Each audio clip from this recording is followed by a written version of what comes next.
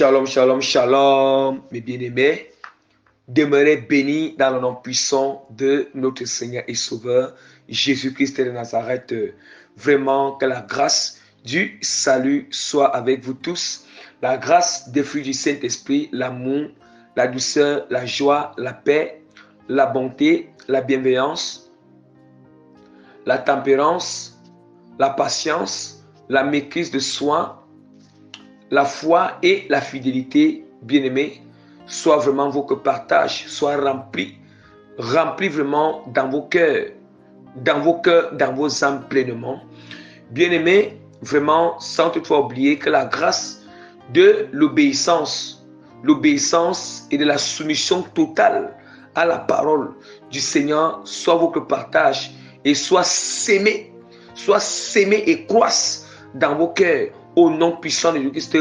Et bien-aimé, et la grâce de l'humilité surnaturelle du Seigneur Jésus-Christ en tout domaine, bien-aimé, soit enraciné, imprégné dans vos cœurs et que ça forme un arbre qui porte des fruits dans nos cœurs, bien-aimés, au nom puissant de Christ, et sans arriver à achever avec la grâce de la sanctification totale, l'intérieur et l'extérieur, une grâce de sanctification, de consécration totale, d'intimité totale, sans réticence, bien-aimé, soit votre partage vraiment, soit rempli dans vos cœurs, dans vos âmes, au nom puissant de Christ, ainsi que sur moi-même. Et tous ceux qui vont écouter, tous ceux qui ne vont pas aussi écouter, qui sont répandus partout dans le monde entier, au nom puissant de notre Seigneur et Sauveur, Jésus-Christ de Nazareth. Amen. Bien-aimés, je vais abandonner, recommander, confier ce moment d'enseignement entre les mains du Seigneur, parce que c'est un message de type enseignement et non de type prédication. C'est un message de type enseignement. Bien-aimé, je recommande rapidement.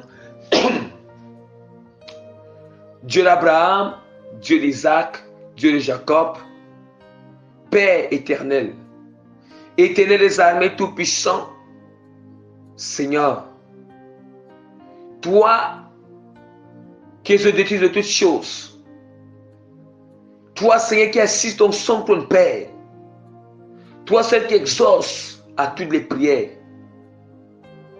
Père Tout-Puissant, je bénis ton nom, je te loue, je te magnifie, je t'exalte, je te glorifie, Père. Je t'élève, Seigneur, de tout mon cœur, de toute mon âme, de toute ma pensée, de tout mon esprit. Seigneur, de toutes mes forces, Père. Et je te suis reconnaissant, Seigneur, parce que tu ne cesses point de donner la nourriture spirituelle à ton peuple et au temps convenable, Père. Tu ne cesses point, Père, de donner des révélations profondes sur ta parole, des enseignements purs de la sainte doctrine, Seigneur, au peuple, Seigneur. Père, je te dis merci et je suis reconnaissant pour la force que tu continues toujours à me donner, la persévérance de ne pas baisser les bras, Père. Et parce que tu continues à transformer les cœurs, à sauver les âmes, à changer les cœurs, à ramener ces âmes perdues, c'est à travers ces enseignements, ces prédications, Seigneur, que tu fais avec moi, c'est comme ton instrument, et tous les autres serviteurs, Seigneur Dieu, que tu utilises dans le monde entier, c'est comme étant aussi comme tes instruments, Père. Seigneur, je viens maintenant, c'est tel que Seigneur ta parole de Dieu dit, Seigneur Père, que l'homme ne peut aboutir à rien sans le Saint-Esprit, Seigneur Père. Seigneur, éternel Dieu de la paix, je reconnais, Seigneur, sans toi, Seigneur Père, cette prédication ne peut aboutir à rien pendant cette prédication, Père. Tu dis encore dans ta parole, Seigneur, dans Jean chapitre 63, chapitre 3, Seigneur, verset, Seigneur, Jean chapitre 6, verset 63, Seigneur Père, que la chair ne s'arrête et que c'est l'esprit qui vivifie, Seigneur. Tu dis que les paroles que tu nous as données sont esprit et vie, Seigneur Père. Je t'implore en ce moment, Seigneur Père, que Seigneur, ta parole, Seigneur, manifeste la vie, Seigneur Père. Ta parole provoque, Seigneur, la vie, Seigneur Père. Provoque, Seigneur Père. Seigneur, provoque la vie, Seigneur Père, dans les cœurs, les âmes, Seigneur Père, Seigneur Père. Que cette parole, Seigneur, donne la vie, Père, dans les cœurs, les âmes, Père, qui vont écouter cette prédication, Père. Que ça transforme leur cœur, Père. Que ça touche leur cœur, Père. Que ça brise les chaînes, Père Seigneur, Père. Que ça les libère, Seigneur, Père. Éternel Dieu, Père Seigneur. Au nom puissant de notre Seigneur Sauveur, Jésus-Christ, Père Seigneur. Que ça les transforme, Seigneur, Père. Au nom puissant de notre Seigneur Jésus-Christ, Père Seigneur. Que le Saint-Esprit, Père, vienne prendre total contrôle en ce moment, Seigneur, Père. Le Saint-Esprit déveille sa voix, Seigneur. Et active, Père. Active, Seigneur. Augmente, Seigneur, Père Seigneur. Augmente en ce moment, Seigneur. Le feu, Seigneur, de prédication, Seigneur, Père. Augmente l'onction de prédication en ce moment, Père. Par le feu de la paix, Seigneur. L'onction, Père, d'enseignement, Père, par le feu. L'onction de relation par le feu, Père. Le feu me saisit en ce moment, Père. Le feu saisit ma langue, Seigneur, Père. Je vais saisir jusqu'à la fin, Seigneur, Père. Au nom puissant de notre Seigneur Sauveur Jésus de Nazareth. Ainsi que j'ai recommandé ce moment entre les mains du Seigneur. Que toute la gloire, l'honneur, la puissance, la force, la domination, l'autorité, la grandeur, la royauté, la justice reviennent à notre Seigneur et Sauveur Jésus de Nazareth pour les siècles et les siècles et pour toujours. Amen. Bien-aimés, vraiment, demeurez encore bénis au nom puissant de Jésus de Nazareth. Par la grâce que l'Éternel m'accorde vraiment, la grâce que l'Éternel m'accorde, je me présente humblement comme le simple, le moindre parmi tous les serviteurs de Dieu, l'apôtre Prémisse, en même temps vous que frères en Christ, en même temps vous que frères en Christ, que le Seigneur a choisi et appelé dans le ministère apostolique bien-aimé, afin de sauver les âmes, afin de prêcher toute la vérité, afin d'annoncer le royaume des cieux, afin de proclamer l'évangile de repentance, l'évangile de la sainte doctrine qui libère et qui amène au ciel, bien-aimé. Bien-aimé, vraiment, le Seigneur Jésus-Christ m'accorde vraiment la grâce aujourd'hui de venir vous enseigner sur le thème de notre prédication, autant pour moi, sur le thème de notre enseignement, qui est intitulé la relation spirituelle entre les hommes de Dieu et les brebis, entre parenthèses, fidèles. Bien-aimés, je répète encore la deuxième fois.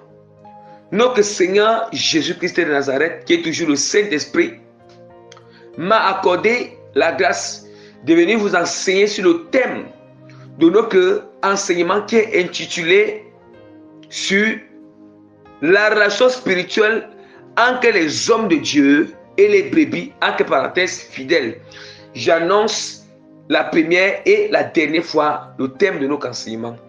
Je répète encore en toute humilité, en donnant toute la gloire au Seigneur Jésus-Christ, que notre Seigneur Jésus-Christ m'a encore accordé la grâce de venir encore vous enseigner sur le thème de notre enseignement qui est intitulé la relation spirituelle entre les hommes de Dieu et les brebis, entre parenthèses, fidèles. Bien aimés, nous allons constater que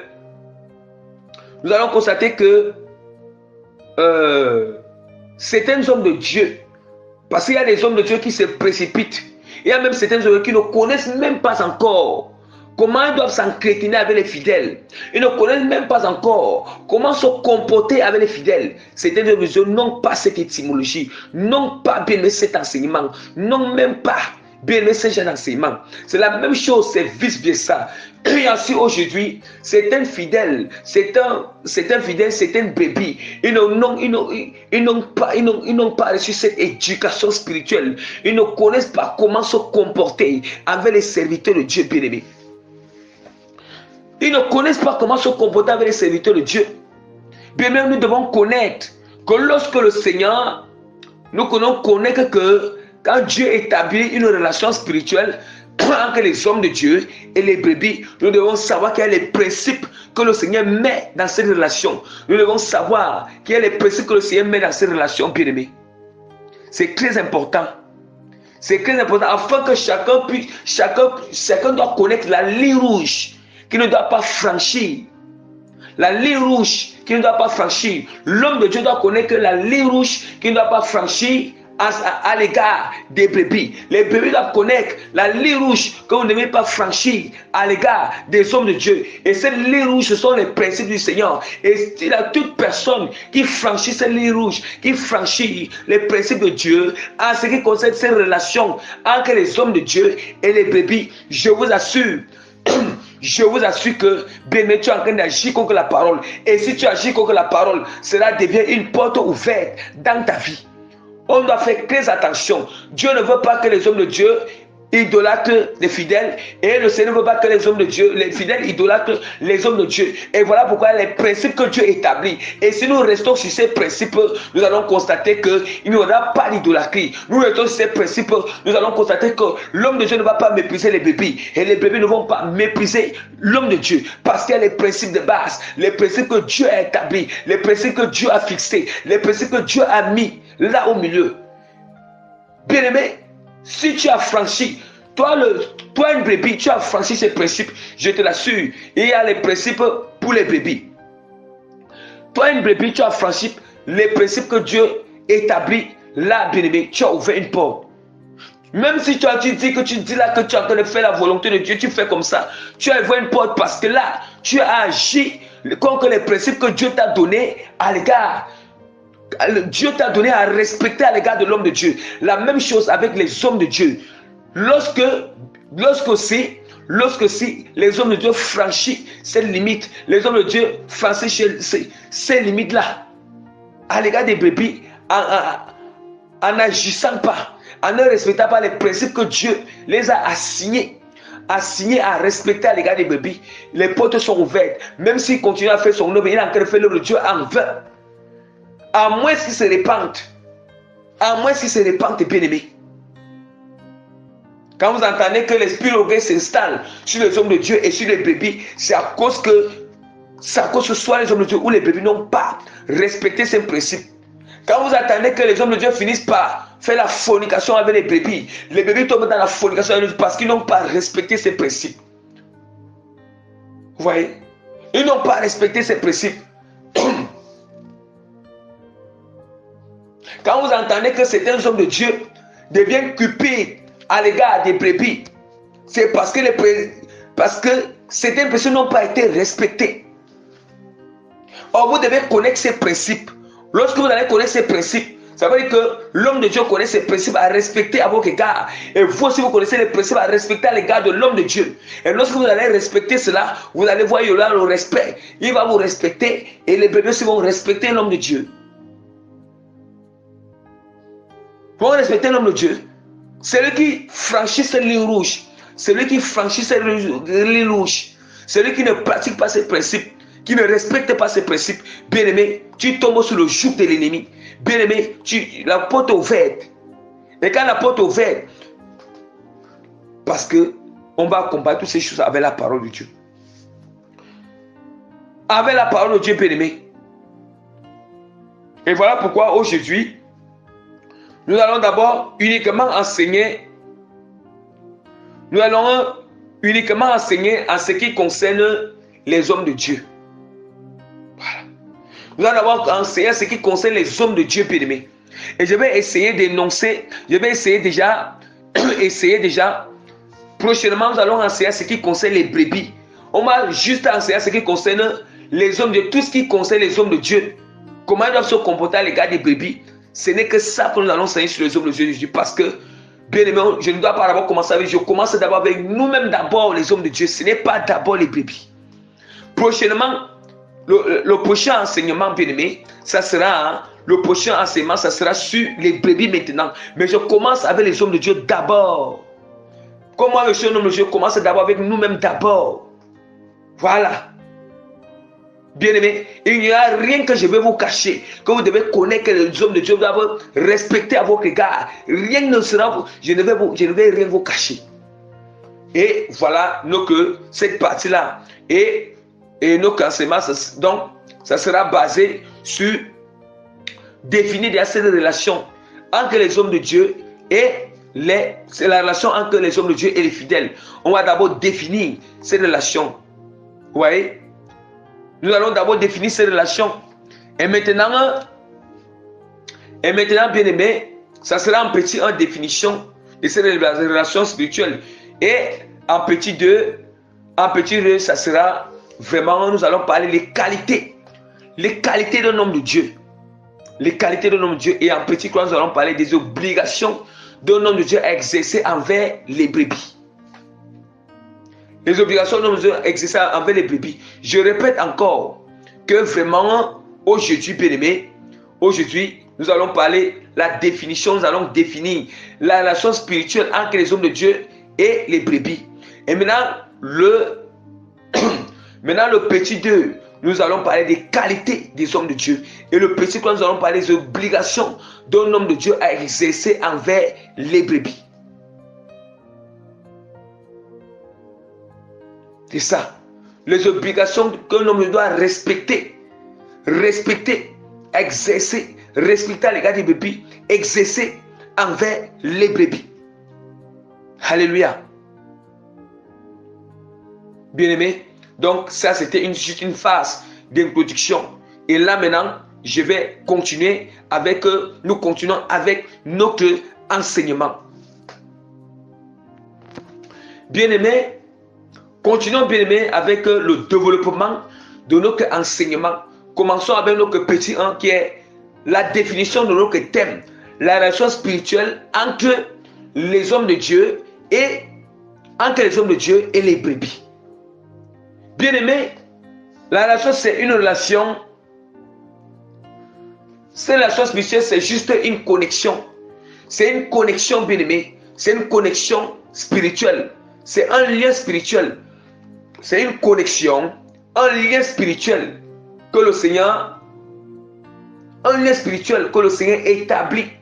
Dieu établit entre les hommes de Dieu, entre ces hommes de Dieu et les brebis. Voilà. Entre les serviteurs de Dieu et les fidèles.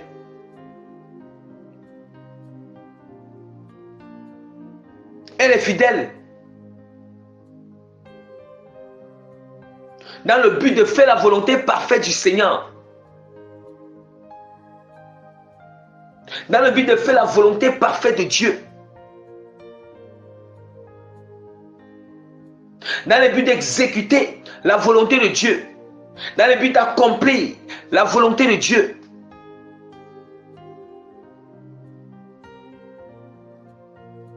Je répète encore que la relation spirituelle entre les hommes de Dieu et les brebis,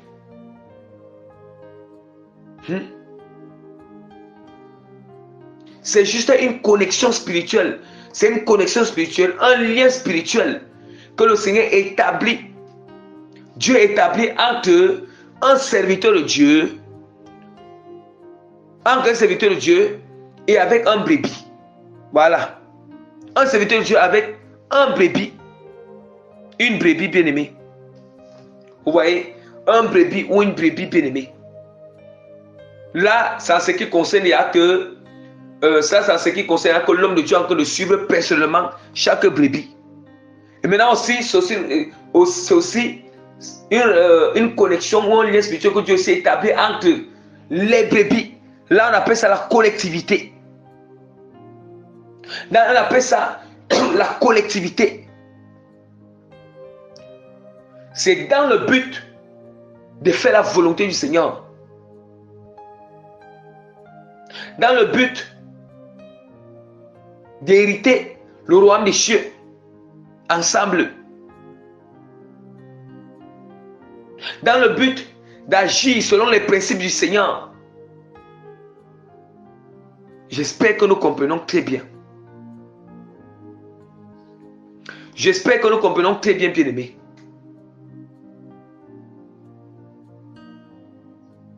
Bien-aimés, c'est ce que je pouvais donner comme définition en ce qui concerne la relation,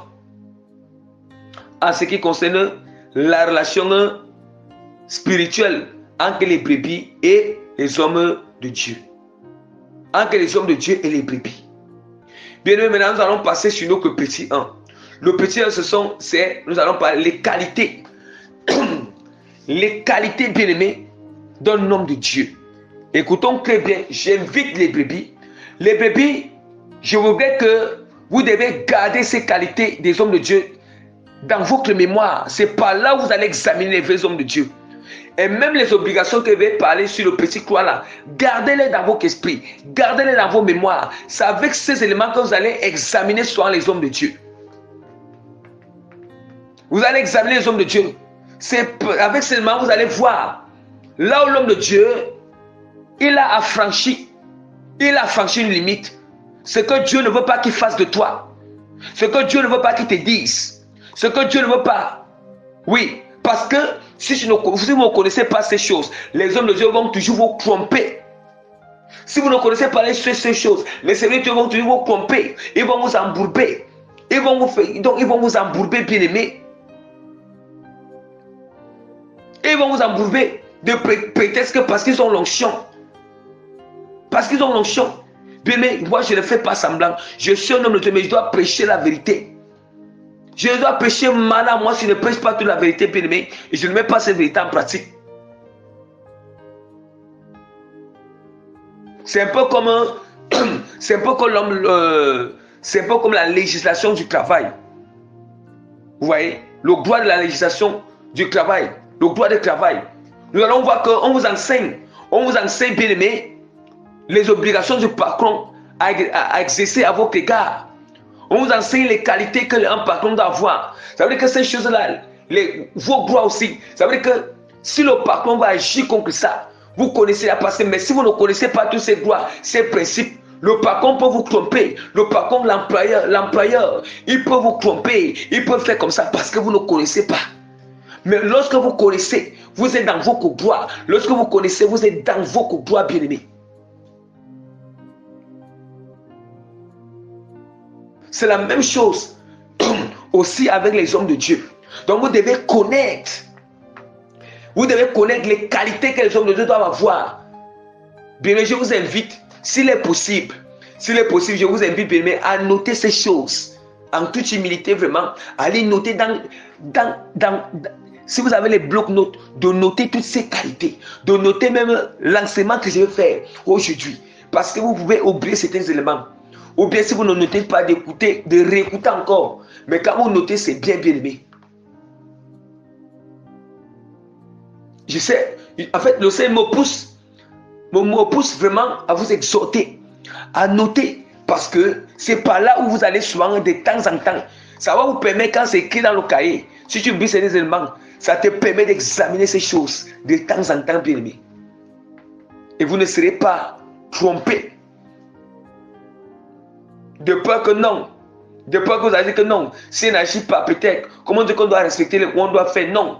Bien-aimé. Bien-aimé, il faut que l'homme de Dieu reste dans ses principes aussi. À vos égards. Donc, bien-aimé, je vais commencer avec ces qualités. Les qualités d'un homme de Dieu. Les qualités, petit 2. Les qualités qu'un homme de Dieu doit avoir. Les qualités qu'un homme de Dieu doit avoir, bien-aimé. Bien-aimé, nous allons commencer. Je vais d'abord ouvrir la parole de Dieu. Parce que il y a 2 passages bibliques que je vais d'abord prêcher, enseigner sur ça. Et puis, ce passage biblique va regorger toutes les qualités que je vais commencer à citer là. Et voilà pourquoi il faut d'abord que je prenne les passages bibliques pour vous démontrer que nous devons avoir les qualités. Les hommes de Dieu doivent avoir les qualités, bien-aimées. Et ce sont les qualités que c'est Dieu qui se rassure de mettre ces qualités en nous. Bien-aimés, dites-moi, est-ce que le Seigneur peut appeler un homme de Dieu sans lui mettre les qualités Les qualités du ministère, il l'a appelé. Les qualités à suivre les brebis. Ça lui met que ses qualités. Si l'homme de Dieu n'a pas les qualités, ça veut dire qu'il a sauté les étapes avec le Seigneur. Ça veut dire qu'il a sauté les étapes. Ça veut dire que, bien aimé, il est rebelle dans son intimité avec Dieu. Ça veut dire que cet homme de Dieu, lui, il est rebelle. Il est orgueilleux. Il refuse le brisement. Si vous ne voyez pas un homme de Dieu avec ses qualités, bien aimé, le Seigneur ne peut pas appeler. Dieu ne peut pas appeler un homme de Dieu dans un ministère. Il ne lui remplit pas les qualités nécessaires qu'il doit manifester à l'égard des brebis. Il ne lui remplit pas ses qualités. Ça veut dire que Dieu lui met en train de... C'est comme si le Seigneur... C'est comme si même... C'est comme si on m'a dit que Dieu fait des erreurs. C'est comme si on m'a dit que Dieu ne sait pas ce qu'il fait. Mais Dieu n'a jamais appelé un homme de Dieu qui est parfait. Dieu n'a jamais appelé un homme de Dieu qui est saint. Chaque homme de Dieu a une histoire. Chaque homme de Dieu il a appelé. Chaque homme de Dieu avait des défauts, avait des péchés, avec des abominations, avec tout ce qui n'honore pas l'Éternel. Mais quand il nous appelle, il y a ce qu'on appelle des étapes. Lorsqu'il nous appelle, il se rassure de déroger tout ce qui n'est pas bien à nous, afin de nous remplir de ses qualités bien-aimées. Afin de nous remplir de ses qualités. Les qualités de Christ lui-même, ce ne sont pas les qualités qui viennent ailleurs. Et même lorsque vous voyez les qualités sur le sachet, ce n'est pas par sa force, mais c'est Christ lui-même qui l'a rempli ses qualités, qui l'a fait grâce de lui donner ses qualités, toutes ces qualités bien-aimées. Ouvrons la parole de Dieu rapidement. La parole de Dieu rapidement dans 2 Timothée. Bien-aimé, vraiment, je m'excuse. Voilà. 2 Timothée.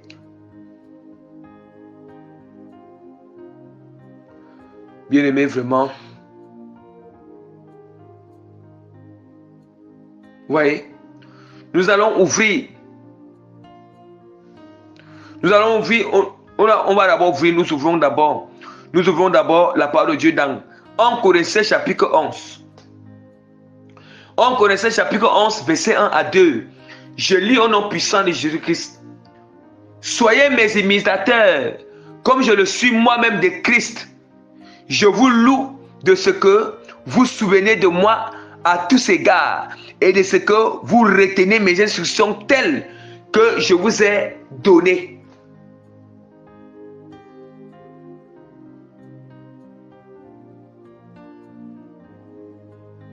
Bien, est-ce que nous entendons ce que la parole de Dieu dit?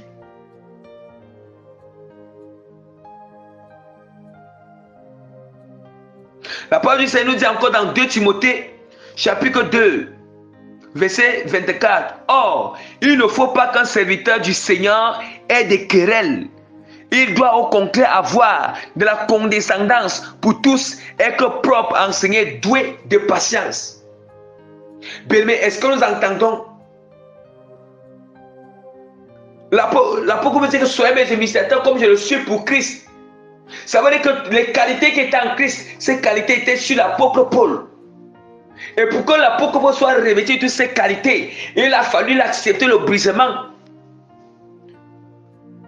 Il a accepté le brisement. L'apôtre Paul a passé 14 ans. 14 ans dans le brisement, dans la caille bien-aimée. En Arabie bien-aimée. 14 ans de brisement bien-aimé. C'est parce qu'il fallait que Christ le remplit de ses qualités. Christ le remplit de ses qualités bien-aimées. Et voilà pourquoi il dit que soyez mes imitateurs comme je le suis pour Christ. Et c'est d'où maintenant l'apôtre disait que il disait que ce n'est plus lui qui vit, mais c'est Christ qui vit en lui, bien-aimé. Mais c'est Christ qui vit maintenant en lui. Et lorsque Christ vit, Christ ne peut pas vivre en nous, bien-aimés, si on ne sommes pas disposés, si nous ne sommes pas bien-aimés, si nous ne sommes pas bien-aimés, nous ne sommes pas bien-aimés, disposés.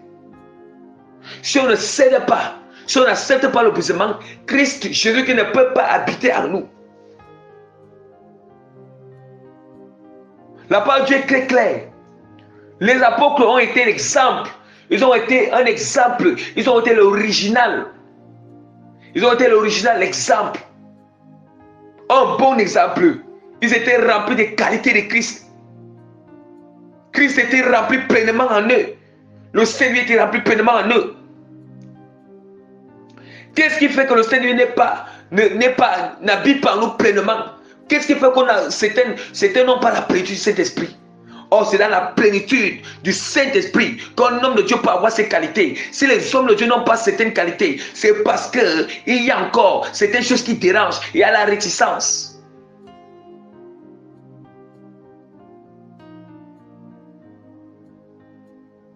Hein? Soyez mes imitateurs comme je le suis pour Christ. Vous savez, c'est Christ qui vivait en lui. Et comme Christ vivait en lui, il était habité par la parole. Il était habité par les qualités du Seigneur. Les qualités de Christ. Parce que c'est Christ qui est en lui. Ce n'est plus lui-même. Si c'est Christ qui est en lui maintenant, ça veut dire qu'il est en train de manifester les qualités de Christ. Il est rempli des qualités de Christ. Les qualités de Jésus-Christ de Nazareth bien-aimé. Les qualités du Saint-Esprit.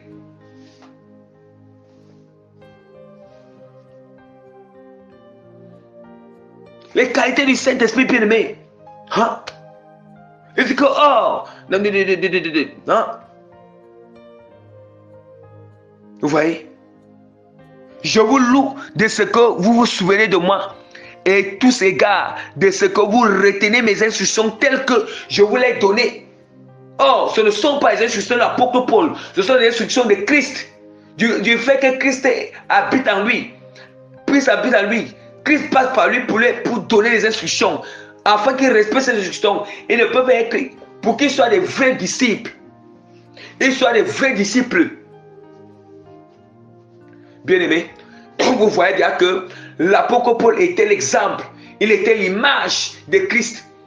À travers son comportement, à travers ses qualités, beaucoup se convertissaient, bien-aimés. Beaucoup se convertissaient. On voyait Christ à travers lui. Bien-aimé. Et voilà pourquoi lorsqu'un homme de Dieu est rempli de qualités directement, tous les fidèles qui écoutent ses enseignements, la majorité des fidèles qui persévèrent dans son assemblée, ils seront impactés par ses qualités.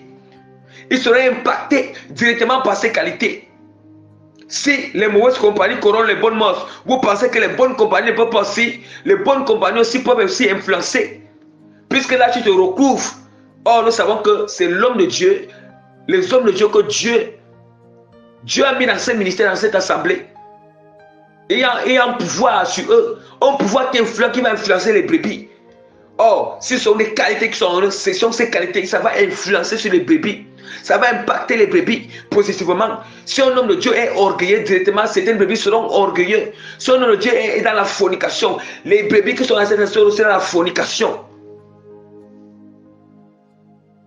Vous voyez?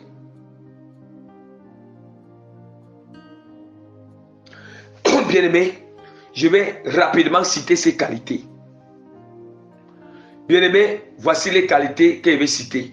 Un homme de Dieu, première qualité, un homme de Dieu doit être sage. Un homme de Dieu doit avoir la sagesse, la sagesse et l'intelligence de Dieu. Un homme de Dieu, je dis, première qualité, un homme de Dieu doit avoir la sagesse et l'intelligence qui vient de Dieu. Si un homme de Dieu est sage et intelligent, bien-aimé, il va savoir, la sagesse va lui permettre de ne pas mépriser les brebis, de ne pas faire du mal aux brebis. La sagesse lui permettra comment conduire les brebis, comment conduire, comment reprendre les brebis.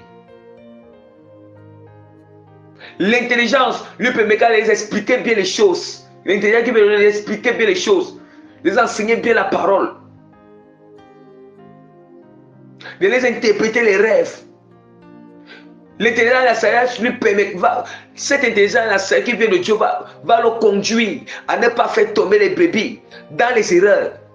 Et quand il a la sagesse et l'intelligence, vous allez voir, il y aura moins d'erreurs. Et il ne va pas conduire les brebis dans la fosse. Voilà, première qualité. Deuxième qualité, un homme doit être rempli de l'amour surnaturel et une grande compassion de Dieu. Il doit être rempli de l'amour surnaturel et une grande compassion de Dieu. Voilà, deuxième qualité. Troisième qualité, Un homme doit avoir la douceur. La douceur. Quand on dit que la douceur, lorsqu'il engage s'entretenir avec une brebis d'une manière personnelle, ou bien lorsque une brebis... donc, en fait, il doit utiliser la douceur quand c'est nécessaire. Parce qu'il doit savoir faire la part des choses. Il doit savoir quand est-ce qu'il doit utiliser la douceur, quand est-ce qu'il doit utiliser l'autorité spirituelle. Voilà. La douceur du Seigneur. Vous voyez? Un homme de Dieu doit être patient. Il doit être patient, bien-aimé. Il doit avoir la qualité de la patience. Un homme de Dieu doit avoir la qualité, la maîtrise de soi. La maîtrise de soi. Parce que toutes ces qualités vont permettre à l'homme de Dieu de bien gérer l'assemblée avec la puissance du Seigneur. De bien paître l'assemblée, de bien conduire l'assemblée, bien-aimée.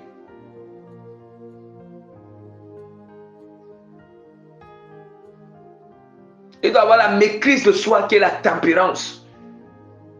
Un homme de Dieu doit avoir une qualité, il doit être prudent et vigilant.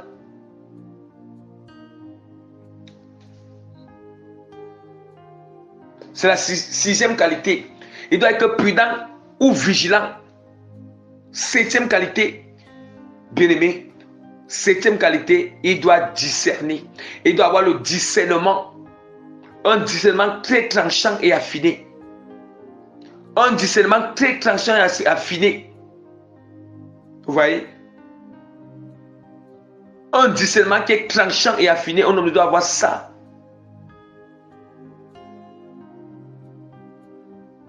Vous voyez? Septième, autant pour moi, huitième qualité, il doit obéir, il doit être dans l'obéissance complète. L'homme doit être dans l'obéissance complète, bien aimé à la parole de Dieu, sans blague. Il doit être dans l'obéissance complète.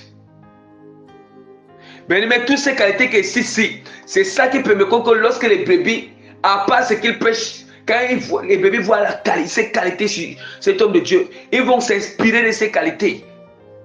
Et ça va impacter les brebis. Un homme de Dieu doit avoir l'amour de la vérité. L'amour de la vérité.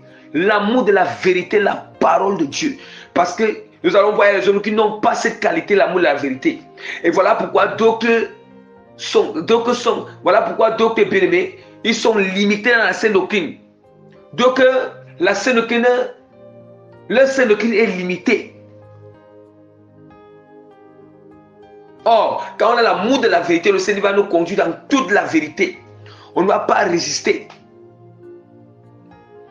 On doit avoir la qualité, 11e qualité, enseigner avec autorité, rigueur et amour toute la vérité. Enseigner avec autorité, rigueur et amour toute la vérité. 12e qualité, l'humilité. L'orgueil doit être loin. L'humilité, or, s'il a l'humilité, il n'aura pas d'orgueil. Vous voyez? Vous voyez que un homme de Dieu, s'il a l'humilité, il n'aura pas d'orgueil. 13e qualité, il doit être persévérant.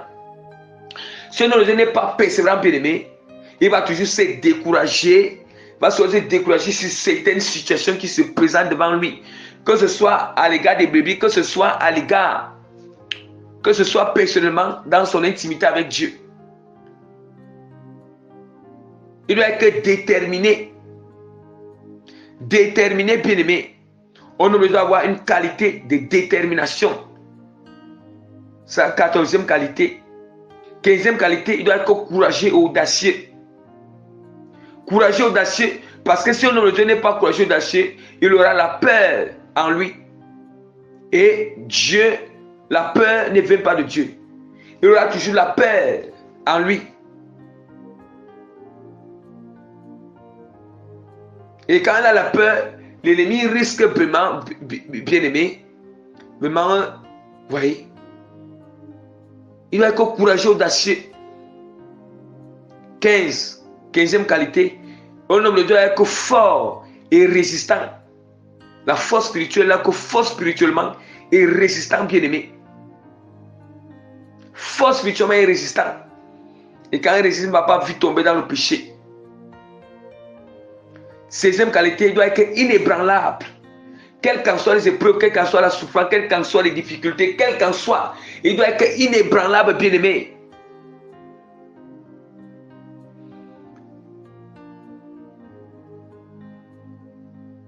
« 17e qualité, il doit avoir la crainte sainte de Dieu. L'homme doit avoir la crainte sainte de Dieu. Il bien la crainte sainte de Dieu. 18e qualité, il doit avoir la bonté et la bienveillance. La bonté et la bienveillance en lui.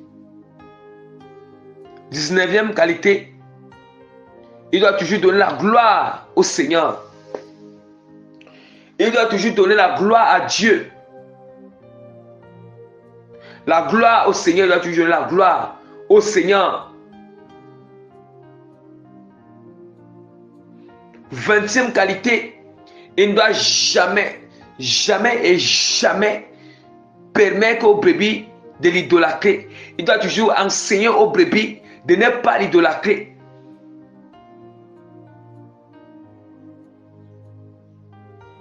21e qualité, il doit être fidèle à sa femme. L'homme doit être fidèle à sa femme jusqu'au bout, jusqu'à ce que Dieu va l'enlever sur la terre. Il doit être fidèle à sa femme bien-aimée.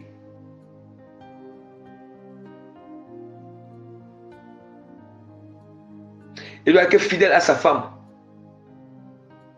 Bien-aimé, 22. Bien-aimé, 23e qualité, il doit savoir traiter. Il doit savoir traiter durement son corps. Il doit savoir traiter durement son corps. Il doit travailler son salut durement.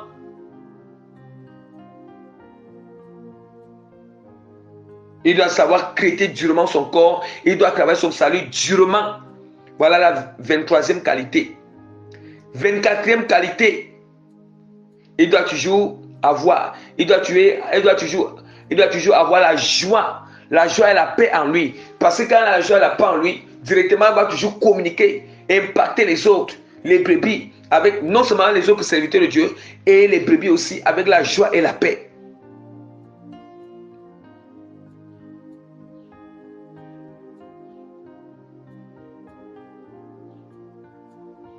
«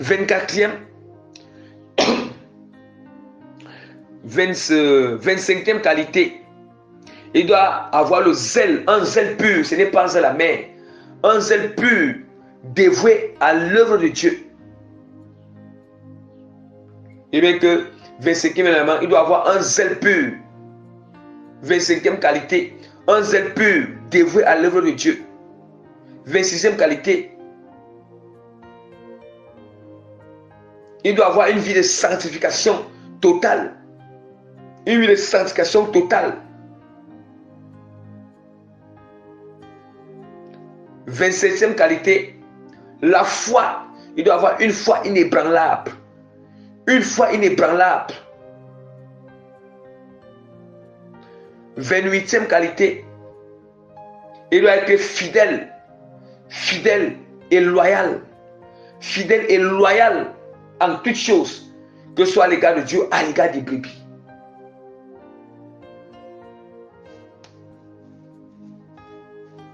Vous voyez? Bien-aimés, nous continuons.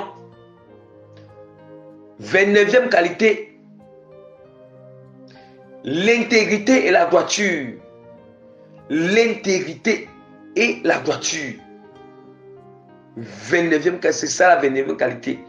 30e qualité, il doit être sobre et éveillé en esprit. Il doit toujours être sobre et éveillé en esprit. Sobre et éveillé en esprit, bien-aimé.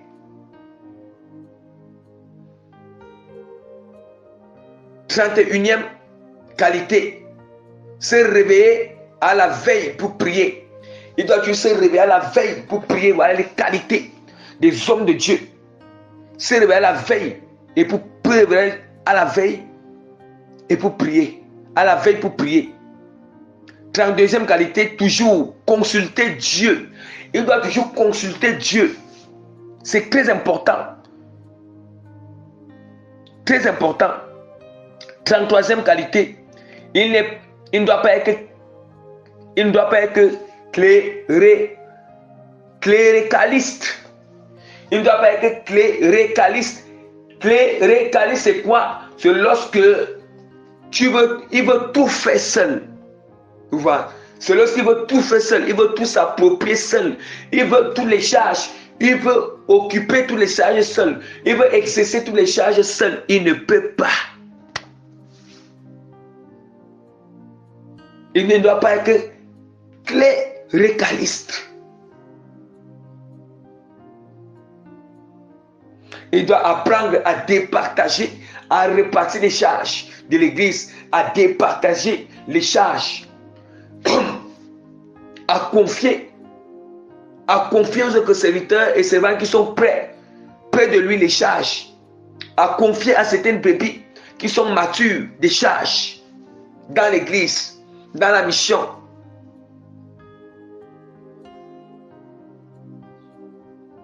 Dans la mission bien-aimée.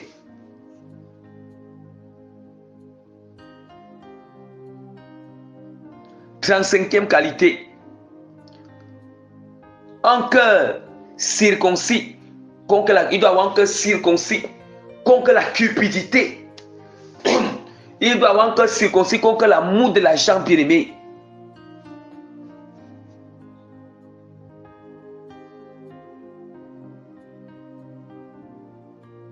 « 36e qualité. Voilà, c'était bien, c'est plus de 35e qualité. Il doit avoir un cœur circoncis contre la cupidité, qui est l'amour de l'argent, et contre la convoitise du monde, l'idolâtrie de toute forme. Il doit éviter avoir bien aimé ce genre de choses en lui. Voilà pourquoi la parole de Dieu nous dit, je vais juste prendre la parole de Dieu pour accompagner. Là où j'ai dit qu'il doit avoir un cœur circoncis contre la cupidité, la convoitise du monde, l'idolâtrie de toute forme. 1 Timothée chapitre 3 verset 5. Car si quelqu'un ne sait pas, autant pour moi.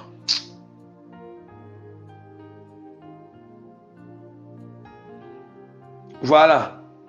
1 Timothée chapitre, il dit que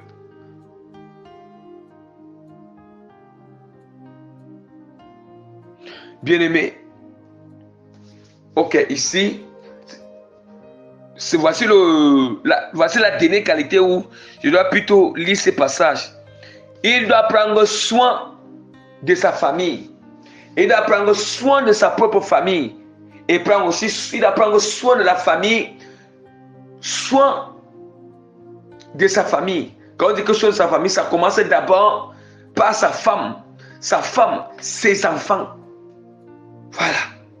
Il doit avoir cette qualité de prendre soin d'abord de sa femme et ses enfants. Prendre aussi soin de sa famille. Et aussi prendre soin de la famille spirituelle.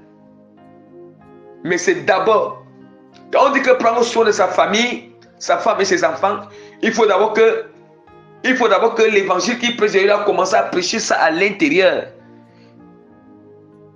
La Sainte Doctrine qui prêche, il a commencé à prêcher ça à l'intérieur. Et il doit se rassurer à éduquer ses enfants selon la parole. Avant qu'il va aller enseigner aux brebis, qu'éduquez vos enfants selon la parole. Et aussi prendre soin bien-aimé, sa femme, ses enfants, sur tous les domaines de la vie. Selon ce qui est carré avec la parole. Selon la volonté de Dieu. D'où maintenant, la parole de Dieu nous dit dans 1 Timothée chapitre 3 verset 5. Si quelqu'un n'a pas soin des siens, et principalement de ceux de sa famille. Il a renié la foi et il est pire qu'un infidèle. C'est ce que j'expliquais là. Il vient la parole de Dieu pour soutenir. Et maintenant, en Timothée, chapitre 5 nous dit quoi? Si quelqu'un n'a pas soin de... autant pour moi. Maintenant, c'est plutôt en Timothée chapitre 8 qui dit que si quelqu'un n'a pas soin des siens et principalement ceux de sa famille, il a renié la foi et il est pire qu'un infidèle. Maintenant, en Timothée chapitre 3 verset 5 nous dit que car si quelqu'un ne sait pas diriger sa propre maison, comment prendra-t-il soin de l'église de Dieu? Or, ça veut dire qu'on nous parle d'un homme de Dieu, il nous parle de sa propre maison d'abord. Quand on nous parle de sa propre maison, quand on nous parle d'une personne de sa propre maison, on parle de sa propre maison, il s'agit de sa femme, de sa femme et de ses enfants d'abord. et de ses enfants. Parce que Dieu nous appelle à être détachés de notre famille, on doit se détacher de notre mère, de notre papa biologique, de notre maman biologique et de nos frères et de nos soeurs biologiques pour s'attacher à sa femme et fonder une famille, ça qu'on appelle pour sa propre maison. Mais ça n'empêche pas qu'il doit aussi enseigner l'évangile, la sainte doctrine à sa famille élargie, à sa maman, à son père biologique, à ses frères biologiques, à ses cousins, à toute la famille élargie biologique bien-aimée.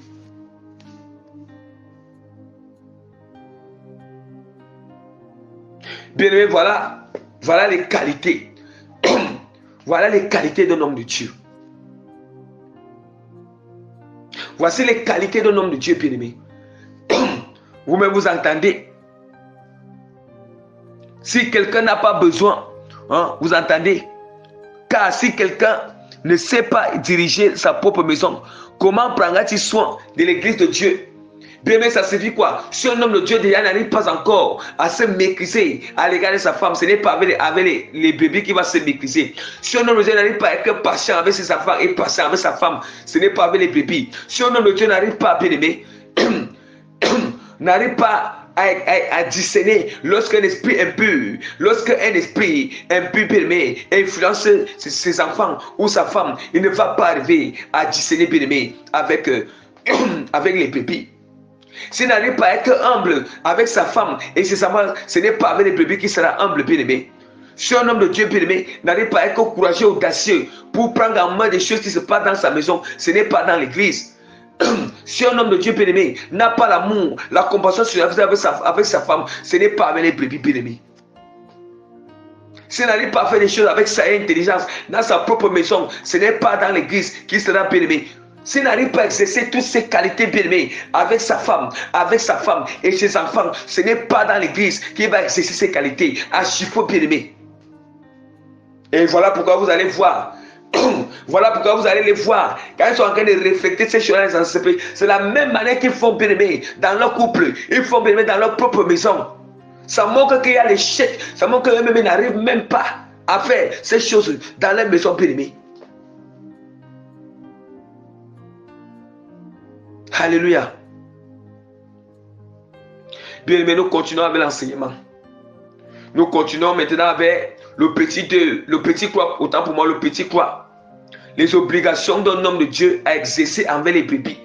Ou bien les obligations d'un homme de Dieu, les obligations qu'on doit respecter envers les brebis.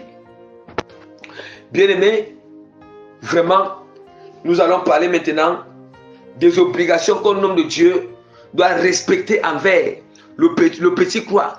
Les obligations qu'un homme de Dieu doit respecter envers les brebis. Doit respecter les obligations qu'on doit exercer ou bien doit exercer envers les brebis. Bien, mais écoutez très bien. Je voudrais d'abord parler des qualités d'un homme de Dieu. C'est par là où vous devez examiner les hommes de Dieu qui sont vraiment accomplis par le Seigneur. C'est par là où vous pouvez connaître les hommes de Dieu qui ont vraiment respecté les étapes avec Dieu. Qui sont passés par le brisement. Ce ne sont pas tous les hommes de Dieu qui sont brisés, je vous assure. Ce ne sont pas tous les hommes qui sont brisés, faites attention.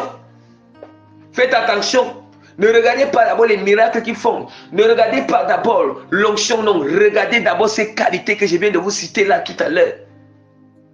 Et aussi regardez ces obligations. Ils doivent exercer ceci à vos égards. Mais je vous ai dit, la même manière que les hommes de Dieu ont les qualités, doivent aussi exercer.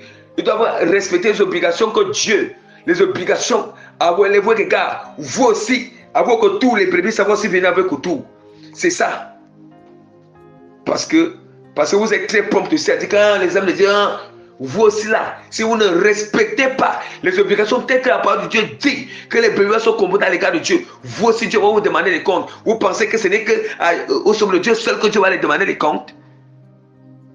Hein? Attention. Et toutes les qualités qu'il vient de vous donner dans ces obligations, vous devez prier. Lorsque vous intercédez pour les hommes, vous devez intercéder en priant que Dieu les donne ces qualités-ci. Dieu doit les monter ces qualités ici et que Dieu les accorde à respecter ses obligations. C'est la même chose que les hommes de Dieu prient pour vous, vous devez aussi prier pour les hommes de Dieu. Voilà. Bien-aimés, nous allons les obligations qu'un homme de Dieu doit exercer envers les brebis, ou bien les obligations qu'un homme doit respecter envers les brebis. Bien, mais nous allons commençons à citer première obligation d'un homme de Dieu à exercer envers les brebis. Bien aimé, il faut d'abord que je sois à la page de la parole de Dieu que je vais accompagner avec cette première obligation. Première obligation qu'un homme doit respecter. Il doit rassembler. Il doit toujours rassembler et non disperser. Il doit toujours rassembler et non disperser. C'est une obligation. Un homme de Dieu n'est pas là pour disperser. Il est là pour rassembler, bien-aimé. Il est là pour rassembler. C'est une obligation. C'est impératif pour lui. Oui, cet impératif vient de Dieu. Cette obligation vient de l'Éternel. D'où maintenant je vais ouvrir la parole de Dieu dans Jérémie. Jérémie chapitre 23 verset 1.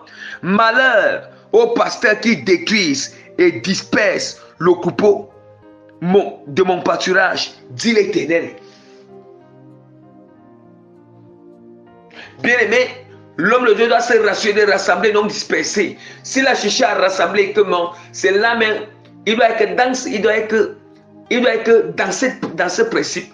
Maintenant, alors, s'il respecte ce principe, et ce sont les brebis eux-mêmes qui veulent partir, il a cherché tout pour tout, à les maintenir, à les garder, mais ce sont eux-mêmes, parce qu'ils sont rebelles.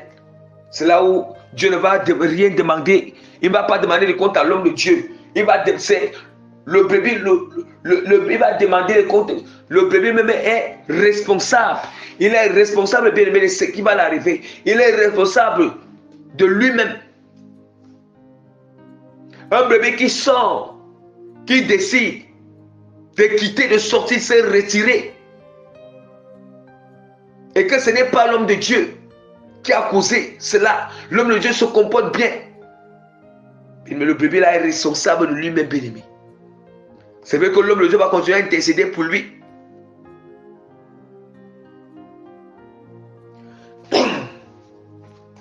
Bien-aimé, toujours nous allons toujours lire, nous sommes toujours, il doit rassembler, non disperser. On va toujours lire notre passage biblique. Matthieu chapitre 12, verset 30.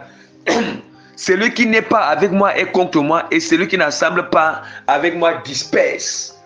Vous comprenez? L'homme de Dieu est là pour assembler avec Jésus-Christ, parce que chaque homme de Dieu doit travailler en coopération avec Jésus. Ça veut dire qu'on doit assembler avec Jésus-Christ. Le but de Christ est d'assembler et de rassembler.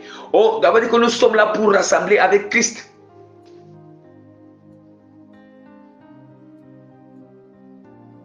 Voilà. Deuxième obligation qu'un homme de Dieu doit respecter à l'égard des brebis. Il doit ramener les âmes égarées dans la bergerie. Un homme de Dieu doit toujours ramener, c'est une obligation. Il doit toujours ramener les âmes égarées dans la bergerie, bien-aimée. Les âmes égarées Lorsqu'une âme quitte de l'église, une âme quitte de l'assemblée, l'homme de Dieu ne doit pas avoir peur. Il doit aller vers l'âme. Il doit aller lui demander pourquoi est-ce qu'il quitte. Il doit aller savoir qu'est-ce qui ne va pas. Il doit aller savoir vraiment qu'est-ce qui ne va pas. Pourquoi est-ce que tu as quitté la bergerie? Tu as quel problème? Qu'est-ce qu'il y a? Vous voyez? Maintenant, il va essayer d'écouter ce que l'âme va l'expliquer. Quand l'âme va l'expliquer, il va aussi essayer d'expliquer à l'âme selon la parole de Dieu. Non, ce n'est pas bien, le Seigneur ne veut pas ceci. Non, il faut revenir. Il faut vraiment revenir à la parole de Dieu. Si l'âme l'a refusé de revenir, Dieu ne va plus demander les comptes à l'homme de Dieu. Si quelque chose venait arriver à cette âme, si l'âme venait aller en enfer, Dieu ne va pas lui demander compte parce que l'homme de Dieu, il était parti, il a cherché à le ramener. Il a conseillé, il a tout fait. Voilà pourquoi la parole de Dieu nous dit dans Matthieu chapitre 18, versets 10 à 14. Gardez-vous de mépriser un seul de ces petits, car je vous dis, leurs anges dans les cieux voient continuellement la face de mon Père qui est dans les cieux, car le Fils de l'homme est venu sauver ce qui était perdu. Ce qui était perdu. Que vous ensemble, si un homme a 100 brebis et que l'une d'elles s'égare, ne laisse-t-il pas les 90 autres sur les montagnes pour aller chercher celle qui s'est égarée? Vous voyez, pour aller chercher. Ça veut dire que quand une brebis en temps normal, lorsqu'une brebis s'égare, il est sorti de l'assemblée, soit elle est tombée dans le péché. L'homme de Dieu doit aller vers ses brebis. Il essaie de le ramener. Quand on dit que le ramener, il doit utiliser la sagesse, il doit utiliser l'intelligence, il doit utiliser la parole. Il utilise tout ce qui est selon la volonté de Dieu pour ramener cette brebis. Et maintenant, si cette brebis bien-aimée refuse, ne veut pas venir, l'homme de Dieu maintenant, il doit laver ses mains. Il lave ses mains de peur qu'il porte le péché du brebis. Parce que vous voulez ramener le brebis, lui, le brebis va commencer même, il peut se retourner même contre lui. Voilà. Bien-aimé, je continue à lire et s'il approuve, je vous le dis en vérité, elle lui causera plus de joie que les 99 qui ne sont pas égarés. De même, ce n'est pas la volonté de mon Père qui est dans les cieux, qu'il perde un seul de ses petits. Donc c'est la même chose que nous les hommes de Dieu, nous devons toujours, cette parole doit être imprégnée dans nos cœurs, résonner en nous, que la volonté du Seigneur est qu'il ne faut pas qu'une brebis se perde. Une brebis se perde, bien-aimé. À part si c'est elle-même qui veut, une brebis se perd. À part si c'est une brebis qui a pu, qui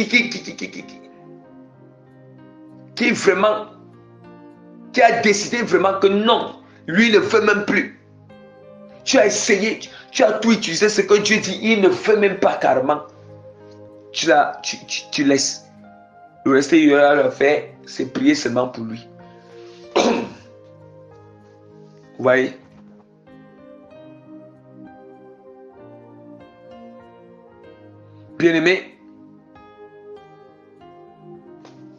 Bien-aimé, nous continuons. Maintenant, troisième obligation qu'un homme de Dieu doit respecter à l'égard des brebis. Un homme de Dieu doit manifester une très grande sagesse. Une très grande sagesse pour savoir reprendre les âmes avec douceur, amour et humilité. C'est une obligation, bien-aimé. C'est une obligation, bien-aimé, qu'on doit respecter à l'égard des brebis. Je précise bien, cette obligation doit d'abord prendre place lorsque c'est au début. Lorsque c'est une première fois que cette brebis est en train de faire, il n'a pas encore de connaissance, il n'a pas encore de connaissance, il n'a pas fait cette erreur plusieurs fois. Quand c'est encore pour une première fois, il ne connaît pas encore, il doit opérativement utiliser ses douceurs. Mais quand il voit qu'il veut se rébeller, c'est là qu'il doit utiliser l'autorité. Mais il ne commence pas à utiliser l'autorité sans d'abord utiliser la douceur, l'amour et l'humilité pour ramener ces derniers. Pour ramener ces derniers. Or, il faut une très grande sagesse pour reprocher et pour reprendre les âmes, reprendre les brebis. Nous comprenons? D'où maintenant nous allons ouvrir. Excuse. D'où maintenant nous allons ouvrir la parole de Dieu dans Galates chapitre 6 verset 1. Frère, si un homme vient à être surpris en quelque faute, vous qui êtes spirituels, régressez-le avec un esprit de douceur. Prends garde à toi-même de peur que tu sois aussi tenté. Vous voyez, là il faut tellement la sagesse. Il faut beaucoup de sagesse. Vous voyez. Et c'est une obligation qu'un homme de Dieu doit se revêtir de ça. D'où on a parlé de cette qualité là-bas. Beaucoup de sagesse. Et cette sagesse doit être obligatoire. Obligatoire à le manifester. Cette qualité doit être obligatoire à le manifester à l'égard des brebis. Non seulement tu dois avoir un homme de Dieu doit avoir obligatoirement cette qualité. Et deuxièmement, manifester ça comme une obligation pour se manifester à l'égard des brebis. Lorsqu'il veut les reprocher, il veut les reprendre.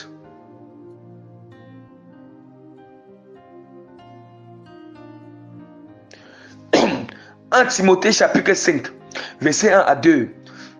Ne réprimandez pas rudement le vieillard, mais exhorte-le comme un père. Exhorte-le comme un père. Exhortez les jeunes gens comme des frères, les femmes âgées comme des mères, et celles qui sont jeunes comme des sœurs, en toute pureté. Bien, mais j'espère écouter bien les obligations des hommes de Dieu, que les hommes de Dieu même écoutent et que les fidèles écoutent. Mais nous allons voir aujourd'hui parce que c'était en l'onction. C'est en l'onction, ils négligent, lâchent. Ils négligent, lâchent. Nous allons voir aujourd'hui comme ils ont l'onction. Les jeunes serviteurs de Dieu, ils ont l'onction aujourd'hui. Ils ne veulent plus considérer que vraiment, cette sœur en Christ est la l'âge de ma maman. Il peut avoir l'âge de maman qui m'a mise au monde. Ce frère en Christ peut avoir l'âge de mon papa qui m'a mis, mon papa qui m'a mis au monde. Mon papa biologique qui m'a mis au monde. Après, on va se lever. Parce que comme tu es l'homme de Dieu, comme tu as l'onction, tu vas te lever pour commencer à mépriser les frères et sœurs que toi-même tu vois qu'ils te dépassent en âge. Bien-aimé, attention. Attention, bien-aimé. Attention. Même la parole de Dieu considère cela. Il est vrai aussi que la parole de Dieu considère cela. Et qu'aussi ceux qui sont âgés aussi ne confondent pas aussi leur âge pour ne pas respecter celui qui est jeune que tu as donné à l'onction, cet homme de Dieu qui est jeune, qui a que vous prêcher la parole que Dieu a mis, Dieu a établi pour vous donner la nourriture spirituelle. Il faut aussi que ceux qui sont âgés ne confondent pas aussi leur âge. Donc, celui qui est jeune là, qui est onctionné, que Dieu a établi pour vous donner la nourriture spirituelle, la même chose, vous devez respecter les principes que Dieu a établis à son égard. Lui aussi doit respecter les principes que Dieu a établis, c'est comme ça, c'est vice versa. Parce que Dieu va juger tout le monde selon les principes qu'il a établis. Dieu ne fait point d'acception de personne. Dieu ne regarde que ses principes. Il ne veut pas connaître. Il regarde, toi qui es âgé là, est-ce que tu as respecté les principes qu'il t'a donnés pour que tu te comportes à l'égard de celui qui est jeune, qu'il a établi pour donner la nourriture spirituelle. Il regarde toi aussi qui es jeune, qui t'a une onction pour enseigner là. Est-ce que tu as respecté les principes que Dieu te dit à l'égard de ceux qui sont âgés? Voilà. Ceux qui ont l'âge de tes mamans, l'âge de tes mamans, l'âge vraiment de ta maman biologique, l'âge de ton papa biologique, qui pouvait t'accoucher. Attention. Attention. Dieu ne fait point d'acception. Ayons crainte. Mais on doit craindre le Seigneur. On doit respecter les principes de Dieu. Et toi qui es âgé là, si tu ne respectes pas, à cause de ces jeunes-là, que tu me piges, je te l'assure, tu peux avoir une punition du Seigneur, te disant que non, comme tu es âgé, Et toi aussi qui es jeune, c'est la même chose. Dieu ne regarde que ses principes, il ne juge que selon ses principes. Attention, si Dieu ne met pas les pressions, il n'y a pas l'ordre. Il n'y aura pas l'ordre bien-aimé dans l'église. Il n'y aura pas l'ordre dans la spiritualité. Il n'y aura pas l'ordre bien-aimé. Jamais. Aussi la même chose ici. Bien-aimé, nous continuons à citer les obligations. À citer les obligations. Quatrième obligation d'un homme de Dieu. Qui doit exercer, qui doit respecter à l'égard des brebis. Il doit exercer cela. Au nom de Dieu, si c'est celui-là, il doit suspendre. Il doit suspendre les âmes rebelles. Bien aimé, il doit aussi les suspendre. Parce que, il y a suspension. Lorsque l'homme de Dieu a commencé à avertir avec douceur, il a commencé à reprendre avec douceur. Il a essayé plusieurs fois. Il a aussi essayé plusieurs fois. Il a d'abord réprimandé plusieurs fois avec autorité. Mais cette âme ne suit pas. C'est peut-être que même il a fait comme ça 7 fois. 7 fois. Ou bien 8 fois ou 10 fois. L'âme là ne veut pas écouter. Il est toujours rebelle. C'est là où il y a suspension, bien-aimé. On appelle ça l'ordre dans l'église. Même Dieu suspend, même le Seigneur punit. L'homme de Dieu, il a les qualités du Seigneur. Avant que Dieu ne punisse, il avertit plusieurs fois. Il prend avec douceur. Ce sont les mêmes qualités qui sont sur l'homme de Dieu. Il doit suspendre les âmes rebelles qui ont été averties 3, 4, 5 ou même plusieurs fois. Au-delà de peur qu'elles contaminent les autres. Oui, parce que la suspension est aussi là pour que ils prennent conscience et pour que ça ne contamine pas les autres âmes. Sinon, les autres âmes peuvent aussi être infectes avec un rebelle comme lui. Parce que les mauvaises compagnies corrompent les bonnes mœurs. Voilà pourquoi nous allons ouvrir la parole de Dieu dans 2 Timothée chapitre 4 verset 2 à 3 qui va confirmer cela. 2 Timothée chapitre 4 verset 2 à 3. Je lis au nom puissant de Jésus-Christ. Prêche la parole, insiste en toute occasion, favorable ou non, reprend, vous entendez? Reprend, censure. Ça veut dire qu'il a essayé de reprendre, comme il te disait, il a essayé de reprocher, de reprendre avec toutes les qualités, toutes les manières, toutes les stratégies que j'ai expliquées. Là, il ne comprend pas. Reprend et censure. Et censure. Est-ce que vous entendez? Or, censurer, c'est suspendre.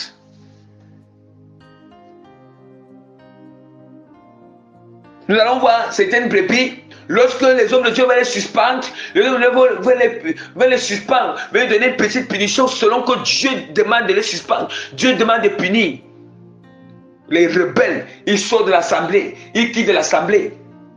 Attention.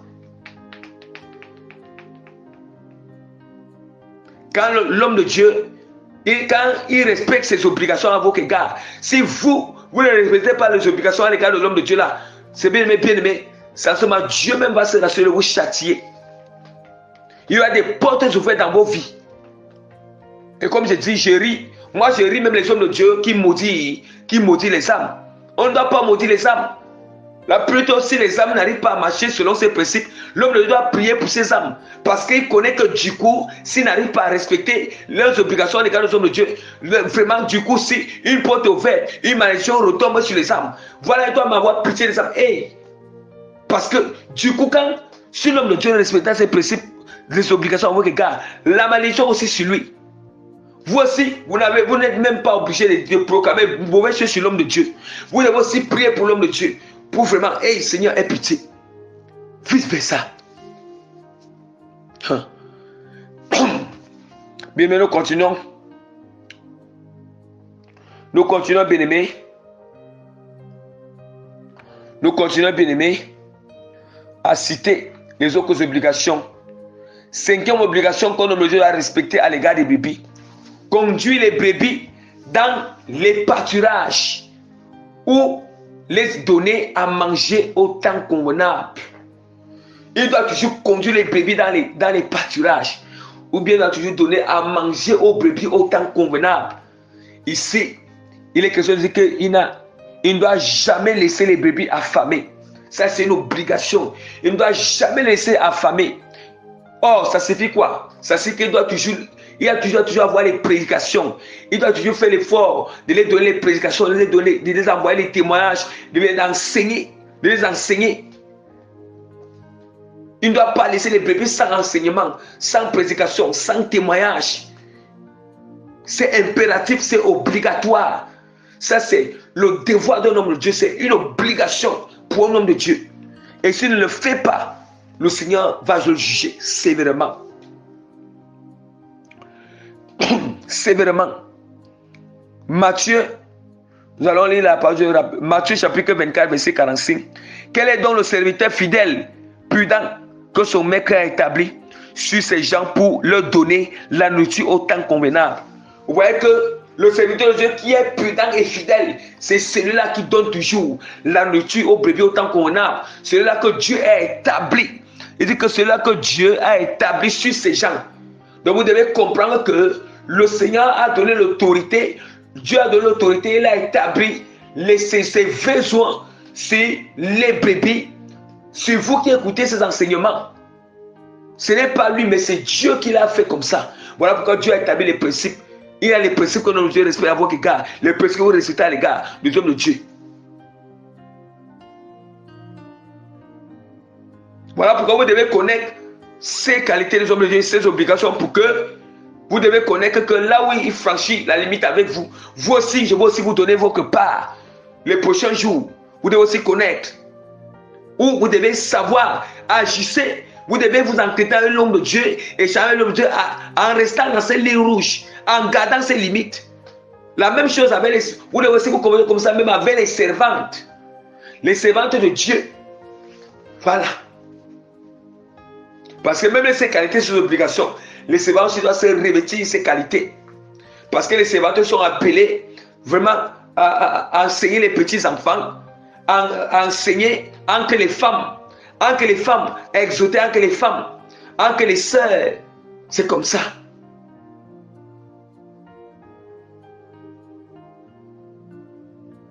Vous voyez? Et à s'entretenir mutuellement d'une manière spirituelle.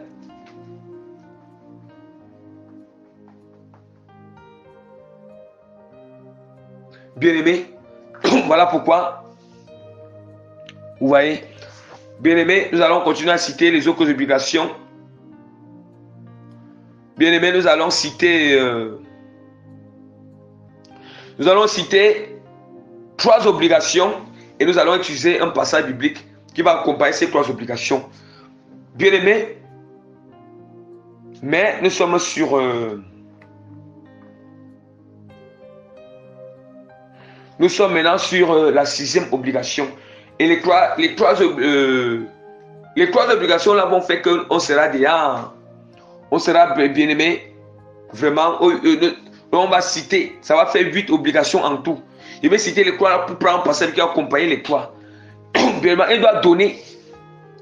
Un homme de Dieu doit toujours, donc pour dire 6e obligation, donner les paroles d'encouragement, c'est une obligation. Donner les paroles d'encouragement aux brebis. Voilà, il doit toujours donner les paroles d'encouragement aux brebis. Quand ils veulent se décourager, un homme de Dieu doit toujours donner les paroles édifiantes, fortifiantes aux brebis. C'est toujours très important. Ça doit toujours les donner la force. C'est une obligation pour un homme de Dieu. Un homme de Dieu aussi, donc obligation, il doit toujours protéger les brebis contre les loups. Il doit toujours protéger les brebis contre les loups en priant pour eux. En priant toujours pour les bébés, toujours se rassurer qu'ils vont bien. Toujours se rassurer que les bébés vont bien. Voilà les obligations qu'on a de Dieu. Donc les 3 obligations là que je viens de citer, je vais prendre la parole de Dieu qui va accompagner ces 3 obligations. Ézéchiel, chapitre 34, versets 4 à 6. Vous n'avez pas fortifié celle qui était faible. Vous voyez déjà que l'homme de Dieu doit fortifier les âmes qui sont faibles. Quand un homme se trouve dans la faiblesse, du coup, il doit les fortifier. Ouais, Dieu est en train de reprocher. Comme ils n'ont pas fortifié, vous n'avez pas fortifié celle qui était faible. Vous n'avez pas guéri celle qui était malade. Vous n'avez pas pensé celle qui était blessée. Oui. Vous n'avez pas pensé, ça veut dire que, oh, guérir, ou penser comment? Ça veut dire qu'une âme, une brebis peut avoir, soit l'ennemi soit peut-être qu'il a une attaque, une oppression, l'ennemi a lancé une flèche bien aimée. Il a reçu une brebis, il a reçu une parole qui a blessé son cœur. Et maintenant, cette brebis a besoin que son cœur soit restauré. Il ne peut pas s'en sortir seul. Il a besoin que son cœur soit restauré. Il a besoin que... Maintenant, ça veut dire quoi? L'homme de Dieu va prier. Non seulement il va lui donner des paroles qui peuvent faire que ces paroles qui peuvent passer parole. Dieu peut utiliser ces paroles afin de guérir son cœur, de restaurer son âme, de restaurer son esprit. Si une brebis est malade, l'homme de Dieu doit prier pour cette brebis afin que Dieu guérisse cette brebis. Ce n'est pas que c'est l'homme de Dieu ce n'est pas lui qui guérit, mais ce n'est pas lui qui guérit, mais c'est Dieu qui guérit.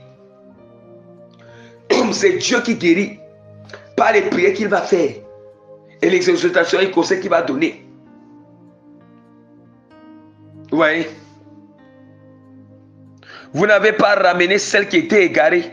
On avait vu ça. Il doit toujours ramener les âmes perdues. Voilà. Celle qui était égarée, chercher celle qui était perdue. Voilà. Les hommes de Dieu doivent aussi aller chercher les âmes qui sont perdues. Là, pour aller chercher ceux qui sont perdus, sont l'évangélisation. Les serviteurs de Dieu. L'évangélisation. Cherchez celle qui était perdue, mais vous avez dominé avec violence, avec dureté. Vous entendez? Avec dureté. Elles se sont dispersées parce qu'elles n'avaient point de pasteur. Vous voyez bien? Vous voyez que ce sont ces serviteurs qui n'ont pas ces qualités. Ce sont ces serviteurs déjà qui dispersent, qui pèsent le troupeau avec cette violence. Vous voyez? Avec une violence. Elles sont dispersées parce qu'elles n'avaient point de pasteur. Elles sont devenues la proie de toutes les brebis des champs. Elles se sont dispersées. Mon troupeau est errant sur toutes les montagnes, sur toutes les collines. Élevez mon troupeau. Élevé, mon troupeau est dispersé sur toute la face du pays. Nul n'en prend souci, nul ne cherche. Bien, vous voyez. Voilà pourquoi nous allons voir dans les églises aujourd'hui les hommes de Dieu qui sont là, qui sont vraiment là. Vous allez voir comment, à cause qu'ils n'ont pas ces qualités, à cause qu'ils ne sont pas brisés, à cause qu'ils n'ont pas traversé les étapes avec des brisements avec Dieu. Aujourd'hui, nous allons voir, ils ne connaissent même pas diriger, ils ne connaissent même pas rassembler, ils ne connaissent même pas conduire, ils ne connaissent même pas ces choses parce qu'ils n'ont pas ces qualités. Parce qu'ils sont précipités, ils n'ont que l'amour de l'argent, ils veulent que manger l'argent des brebis. Tout ce qui les importe, ce n'est que le bien matériel des brebis. Tout ce qui les importe, ce n'est que manquer la vaine gloire devant les brebis. Tout ce qui les importe, ce n'est que se faire voir. Se faire voir. Alléluia. Bien-aimé, vous voyez, ça c'est un passage biblique qui devait, le passage biblique qui parlait ces 3 qualités que j'ai citées. En tout, ça fait 8 qualités. Les 3 qualités, c'était donner les paroles d'encouragement aux brebis. Toujours donner les paroles édifiantes et fortifiantes aux brebis. Et l'autre, c'était protéger les brebis contre les loups en priant pour eux. Toujours se rassurer qu'ils vont bien. Voilà. 9e obligation. 9e obligation, toujours pardonner. Il doit toujours pardonner les brebis. Quelle que soit la faute, l'erreur, quelle que soit la faute ou l'erreur ou le péché que le brebis a commis, l'homme de Dieu doit toujours pardonner ses brebis. Quel qu'en soit, il doit toujours pardonner les brebis, quelle qu'en soit la faute, l'erreur et le péché que le brebis a commis. Mais il y a une différence entre suspendre, parce que les brebis, il faut que vous compreniez, ne pensez pas que parce que l'homme de Dieu doit suspendre, tu vas dire que non, et il ne pardonne pas et tout ça. Il ne faut pas confondre ça. La suspension, c'est lorsque tu as été averti plusieurs fois. La suspension, c'est lorsque l'homme de Dieu a commencé avec douceur, humilité, amour plusieurs fois. Et puis là, si tu usais l'autorité plusieurs fois. Et là, tu n'as pas compris, là, il t'a suspendu. Là, ne confondez pas ça en que non, il ne pardonne pas. Mais si c'est une première fois que tu fais la chose, après, directement pour une première fois, il fait la chose, bien aimé, il te suspend. Il te fait Il se lave les mains, ça veut dire qu'il a le manque de pardon en lui. Il n'a pas l'amour. Bien-aimé, 9e obligation, il doit supporter les bébés en toutes choses. L'homme de Dieu doit supporter, c'est une obligation. Il doit supporter les brebis en toutes choses. Oui. En toutes choses. Oui. L'homme de Dieu doit supporter les brebis en toutes choses. En toutes choses. En toutes choses. Vous voyez, il doit supporter les brebis. 11e obligation. On doit nous à respecter à l'égard des brebis. Ne jamais prendre des partis pris ou faire acception des personnes. Voilà. Les choses que nous voyons dans l'assemblée aujourd'hui. Oui, les hommes de Dieu qui peuvent tenir des partis pris, qui préfèrent les autres. Ne jamais faire des partis pris, ne faire des préférences. Ne jamais faire des partis pris. Bien aimé, j'invite les hommes de Dieu. J'invite les hommes de Dieu. Même si on dit que telle personne l'a bien aimé, tel partenaire qu'il est dans ton assemblée, que c'est lui qui est celui qui soutient beaucoup l'œuvre du Seigneur dans cette église, même s'il y a un souci avec un autre bébé, et que c'est lui qui est dans l'erreur, et que c'est lui selon la parole, c'est lui qui est dans le bien-aimé, tu dois trancher la vérité. Tu dois trancher la vérité. N'aie pas peur. N'aie pas peur que, comme vraiment c'est lui qui soutient beaucoup, comme c'est le grand partenaire. Mais là maintenant, tu es en train de pécher. Tu es en train de pécher. Nous allons voir Jésus, ceux qui font la différence entre les riches et les pauvres dans l'église. Des préférences, les différences. Lisons la parole. Lisons la parole. Deutéronome chapitre 1, verset 17.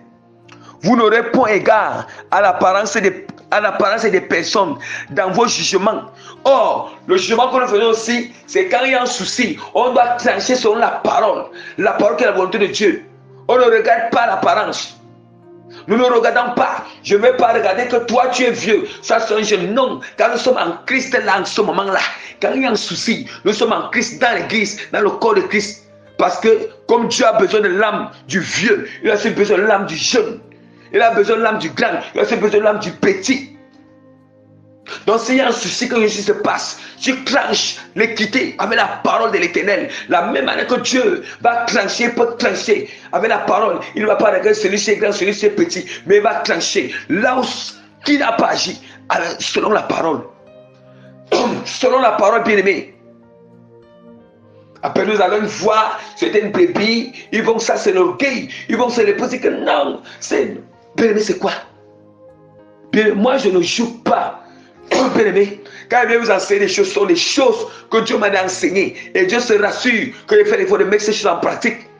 Bien aimé, je ne joue pas, bien aimé.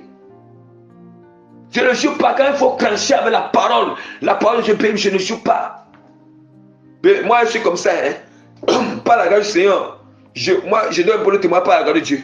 Bien aimé, Dieu m'a fait grâce d'être humble, d'être simple, de toujours manquer les dents, de toujours être souriant, d'être en joie. Mais bien aimé, je vous assure, quand il y a un cas là, bien aimé, un cas qui est arrivé, qui n'honore pas le Seigneur, un cas qui a Christ Dieu, un cas qui peut faire que la mission tombe, bien aimé. Si c'est entre deux ou quoi, ou bien aimé, je ne joue pas, je tranche avec la parole, je tranche avec la volonté de Dieu. Bien aimé, ceux qui n'aiment pas la vérité, ils m'abandonnent. Bien aimé, je suis attaché au Seigneur. C'est comme ça, bien aimé. C'est ça que l'homme de Dieu doit se revêtir. Voilà. La parole de Dieu nous dit, il nous dit que dans Deutéronome chapitre 1 verset 17, vous n'aurez point égard à l'apparence, vous écouterez le petit comme le grand. Entendez bien, vous écouterez le petit comme le grand. Vous ne craindrez aucun homme, car c'est Dieu qui rend la justice. Or, Dieu rend la parole. Et lorsque vous trouverez une cause trop difficile, vous la porterez devant moi pour l'entendre. Lévitique 19, verset 15. Tu ne commettras point d'iniquité dans tes jugements. Tu n'auras point égard à la personne du pauvre et tu ne favoriseras point la personne du grand, mais tu jugeras ton prochain selon la justice. Vous voyez? Après, on va dire que le Seigneur dit que non. Le Seigneur dit que voilà, les gens vont dire que non. Jésus-Christ a dit que ne jugez point. Quand il dit que ne jugez point, c'est lorsque on juge selon la chair. C'est là que tu juges selon la chair. C'est là où tu juges selon la chair et selon l'apparence. C'est là où Dieu dit que tu ne juges point. Mais, bien aimé, si tu es habité par le Saint-Esprit, il y a quelque chose que la personne fait qui n'est pas cadré avec la parole. Bien aimé, on doit juger selon la parole. C'est ce que la parole de Dieu nous dit ici. On doit comprendre la parole. Que personne ne vous intimide. Tu ne commettras point d'iniquité dans tes jugements. Tu n'auras point égard à la personne du pauvre, tu ne favoriseras point la personne du grand, mais tu jugeras ton prochain selon la justice. On l'a jugé selon la parole du Seigneur, selon la parole de Dieu.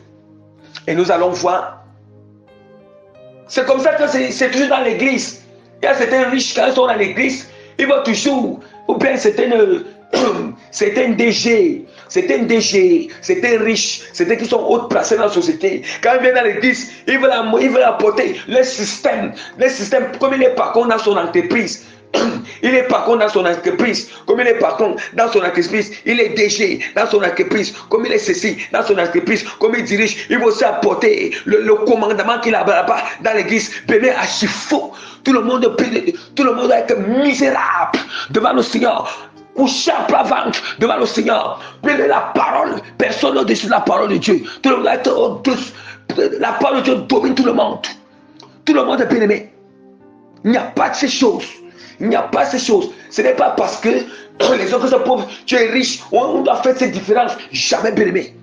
Et que aussi les pauvres, vous ne devez pas juger les riches, vous ne devez pas vous assembler pour critiquer, pour commencer à parler mal des riches.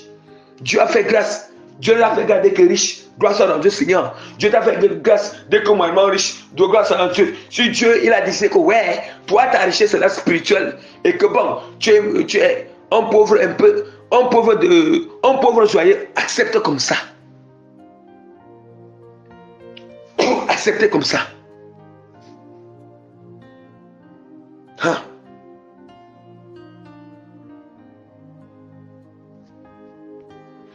Bien-aimé, acceptez comme ça.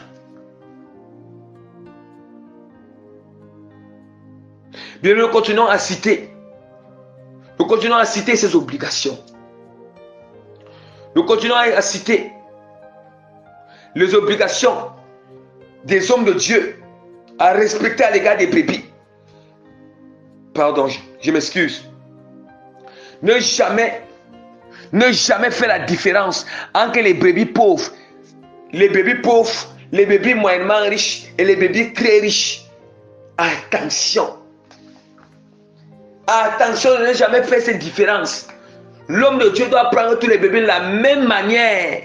Parce que Dieu ne regarde pas la position de la société d'une personne. Il ne regarde pas que l'autre est pauvre, l'autre est riche, l'autre est moyennement riche. Non. Ce que Dieu se rassure, il ne regarde que sa volonté. Il ne regarde que sa parole. Il ne regarde que l'âme de tout le monde va être sauvée. Nous sommes au même piédestal devant le Seigneur. Devant Dieu. Ouvrons rapidement la parole du Seigneur dans Jacques.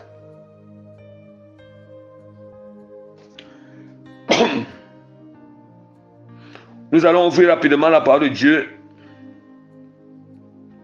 dans Jacques chapitre 2. Jacques chapitre 2 verset 1 à 4. Mes frères, que votre foi en notre glorieux Seigneur Jésus-Christ soit exempt de toute acception de personne. Est-ce que nous entendons? C'est ça la bonne foi. Cette foi ça n'a pas. Il est quelqu'un. Mes frères, que votre foi en notre glorieux Seigneur Jésus-Christ soit exempt de toute acception de personne. Supposez en effet qu'il entre dans votre assemblée un homme avec un anneau d'or et un habit magnifique, et qu'il entre aussi un pauvre misérablement vêtu. Si, tournant vos regards vers celui qui porte l'habit magnifique, vous dites, toi, assis-toi ici, à cette place d'honneur. Et si vous dites aux pauvres, toi, tiens-toi debout, toi, tiens-toi debout, toi, tiens-toi debout, ou bien assieds-toi au-dessous de mon marchepied. Vous voyez, on ne parle de la différence. Il dit que ne faites-vous pas en vous-même une distinction et ne jugez-vous pas sous l'inspiration des pensées mauvaises. Vous voyez, il est en train de juger selon l'apparence. Et c'est ce genre de jugement que Jésus-Christ a interdit. Il juge selon l'apparence, selon l'inspiration des pensées mauvaises, l'inspiration du diable. Du diable.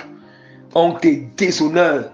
On te déshonore pour tous les serviteurs de Dieu. Tous les serviteurs qui font ce genre de choses. Nous allons voir dans les églises aujourd'hui. On ne prend que soin de ceux qui ont de l'argent. On ne prend pas soin des bébés qui sont pauvres. On ne suit que ceux qui ont de l'argent. On ne suit pas les bébés qui sont pauvres. On te déshonore. Le pauvre ignominé, on va apporter le pauvre ignominé dans le corps de Christ. Hein? Quand vous entendez que les hommes de Dieu qui ont raté le ministère, les hommes de Dieu qui ont raté, bien aimé, le ministère, raté leur appel,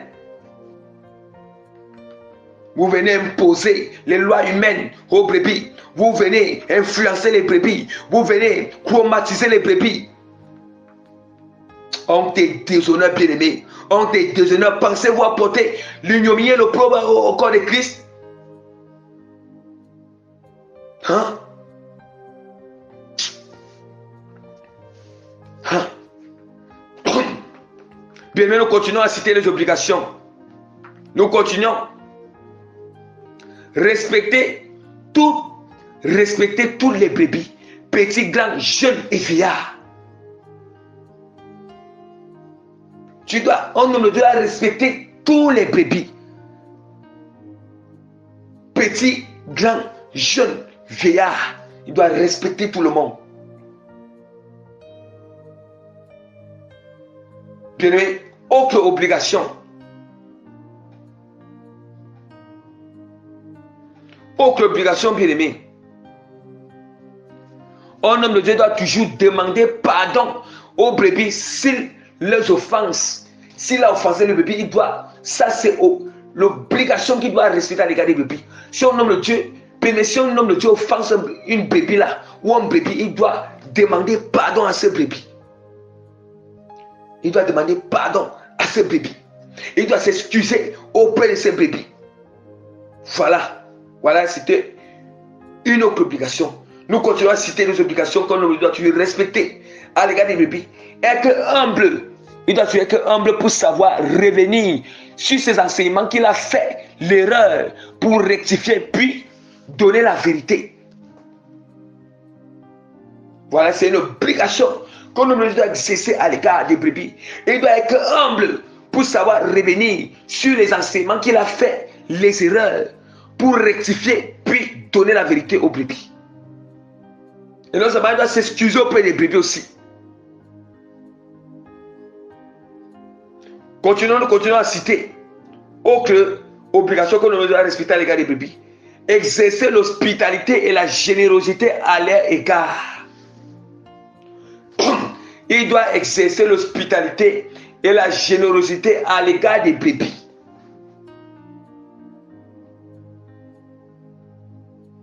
Bien-aimés, voici autre obligation. Les deux obligations que je vais citer, si je vais accompagner avec les passages que je vais utiliser. Mais je vais d'abord citer ces deux obligations-là qui vont toujours se compléter avec les autres obligations qu'il y a à citer. L'obligation, bien, je vous dis, c'est impératif, c'est obligatoire. Je viens que c'est obligatoire. Un homme doit toujours aider les démunis, les âmes pauvres de l'assemblée. Là, je suis parlé d'une manière financièrement. C'est seulement si les offrandes entrent dans cette église, les dîmes, parce que c'est dans le cas où ça peut arriver que l'homme de Dieu là, il n'a pas les moyens. Bon, ça peut arriver que dans cette assemblée, peut-être, il n'y a pas peut-être les offrandes, les dîmes n'entrent pas encore. Mais si l'homme de Dieu n'a pas les moyens matériels et que dans cette assemblée, les offrandes, les dîmes en Kenya, il doit obligatoirement aider les démunis, les âmes pauvres de l'assemblée, les nécessités, ceux qui sont dans le besoin dans l'assemblée. Il doit prendre soin aussi des veuves, des orphelins, des prisonniers, des malheureux qui sont dans l'assemblée et même ceux qui sont hors de l'assemblée. C'est une obligation que on doit respecter.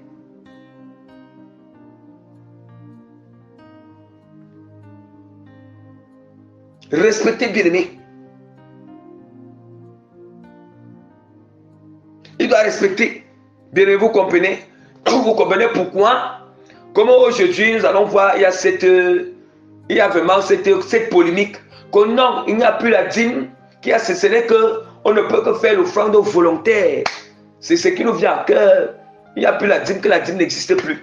Mais faites attention à ces gens d'enseignement, les gens qui disent que la dîme est interdite. La dîme est là.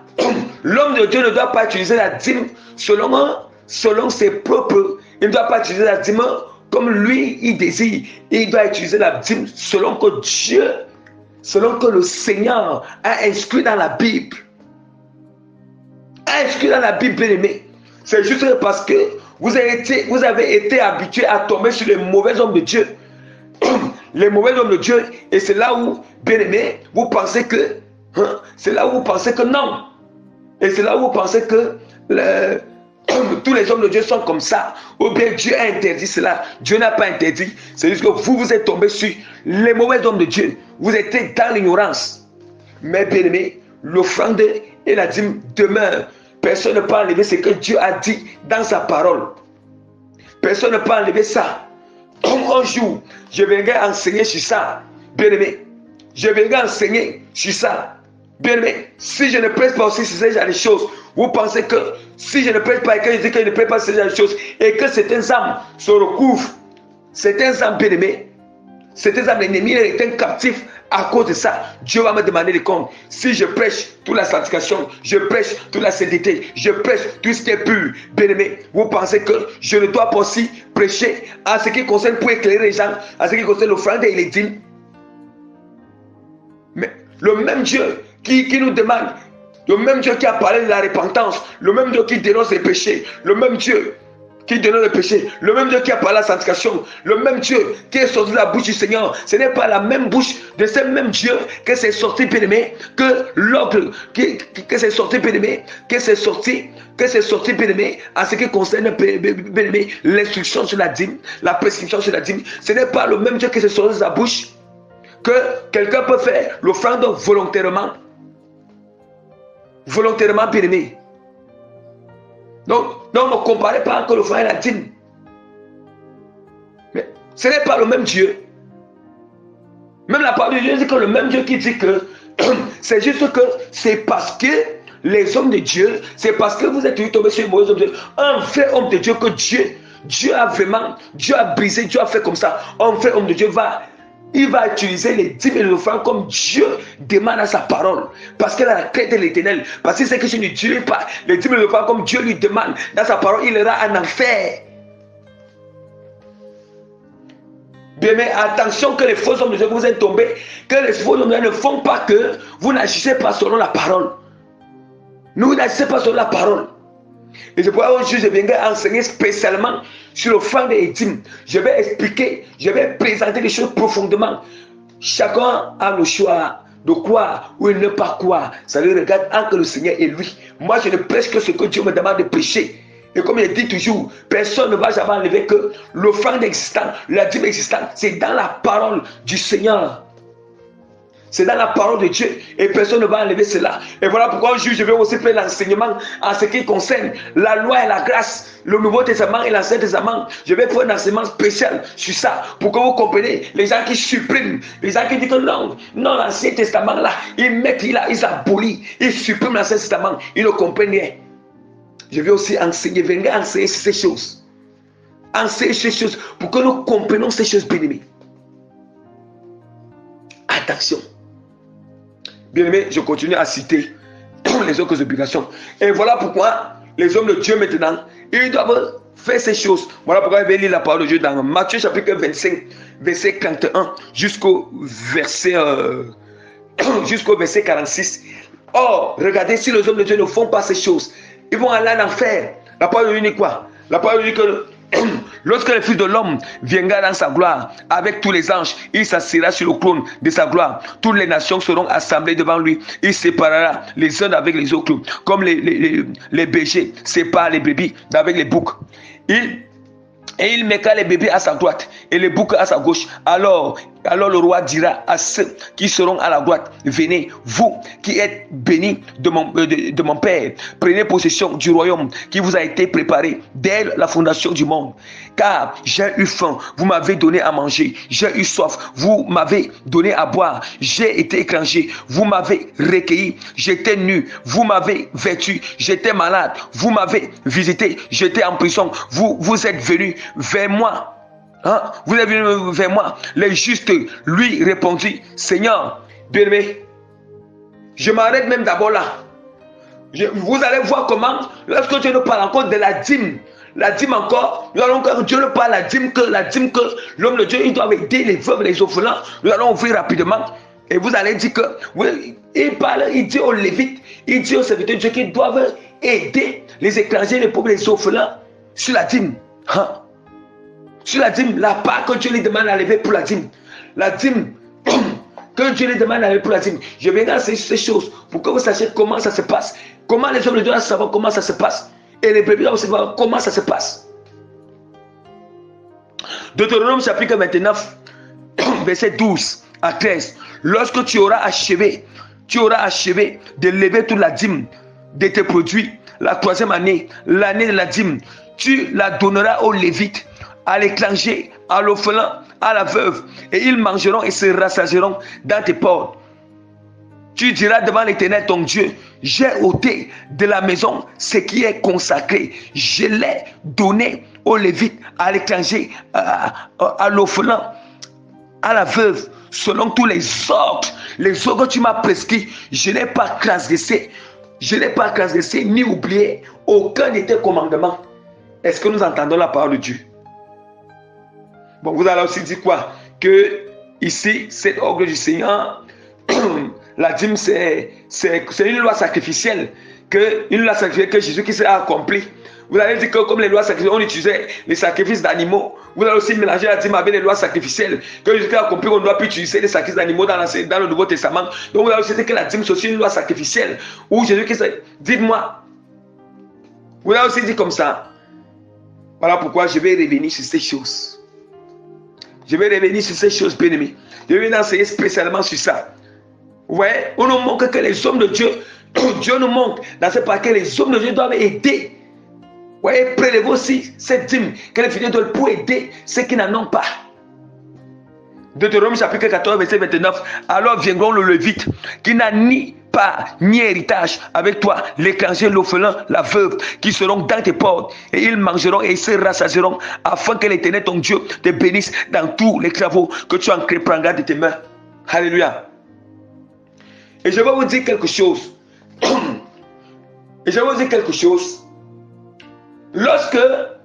Pourquoi est-ce que Dieu permet que la dîme doit être donnée dans l'église? Parce que Dieu sait que l'homme de Dieu, c'est plus facile. Dieu rassemble, il appelle les gens de tous le bout du monde pour les rassembler dans l'église. Vous ne comprenez pas ça. C'est juste que ce sont les faux hommes de Dieu. Ils ne marchent pas sur la parole. Vous ne voyez pas que Dieu rassemble. C'est l'homme de Dieu qui a pour rôle. Il dit que Jésus-Christ a dit qu'il a établi sur les brebis, sur les troupeaux, pour les donner à manger. L'homme de Dieu ne donne pas seulement à manger spirituellement, il doit aussi les donner à manger physiquement. Et voilà pourquoi Dieu dit que chaque brebis, ceux qui ont les moyens, pour donner, pour soutenir le bœuf, ils doivent soutenir pour que l'homme de Dieu va aider des brebis qui sont pauvres dans l'assemblée. Des vrais hommes de Dieu. Et voilà pourquoi je vous invite, s'il faut que vous donnez vos dîmes, demandez au Seigneur qui est-ce que vous devez donner. Ne vous précipitez pas à donner les dîmes aux serviteurs de Dieu comme ça, non. Il faut savoir, prier Dieu pour que Dieu vous révèle l'autorité qui est authentique. Qu'est-ce que je peux donner, ma dîme, Seigneur? Afin que, regarde, vous pensez que quand l'homme de Dieu va aider toute l'assemblée, les pauvres dans l'assemblée. Vous pensez que l'homme de Dieu, la bénédiction, l'homme de Dieu va seulement tirer la bénédiction seul. Mais vous aussi, vous avez participé. Vous allez participer, vous allez aussi avoir cette bénédiction.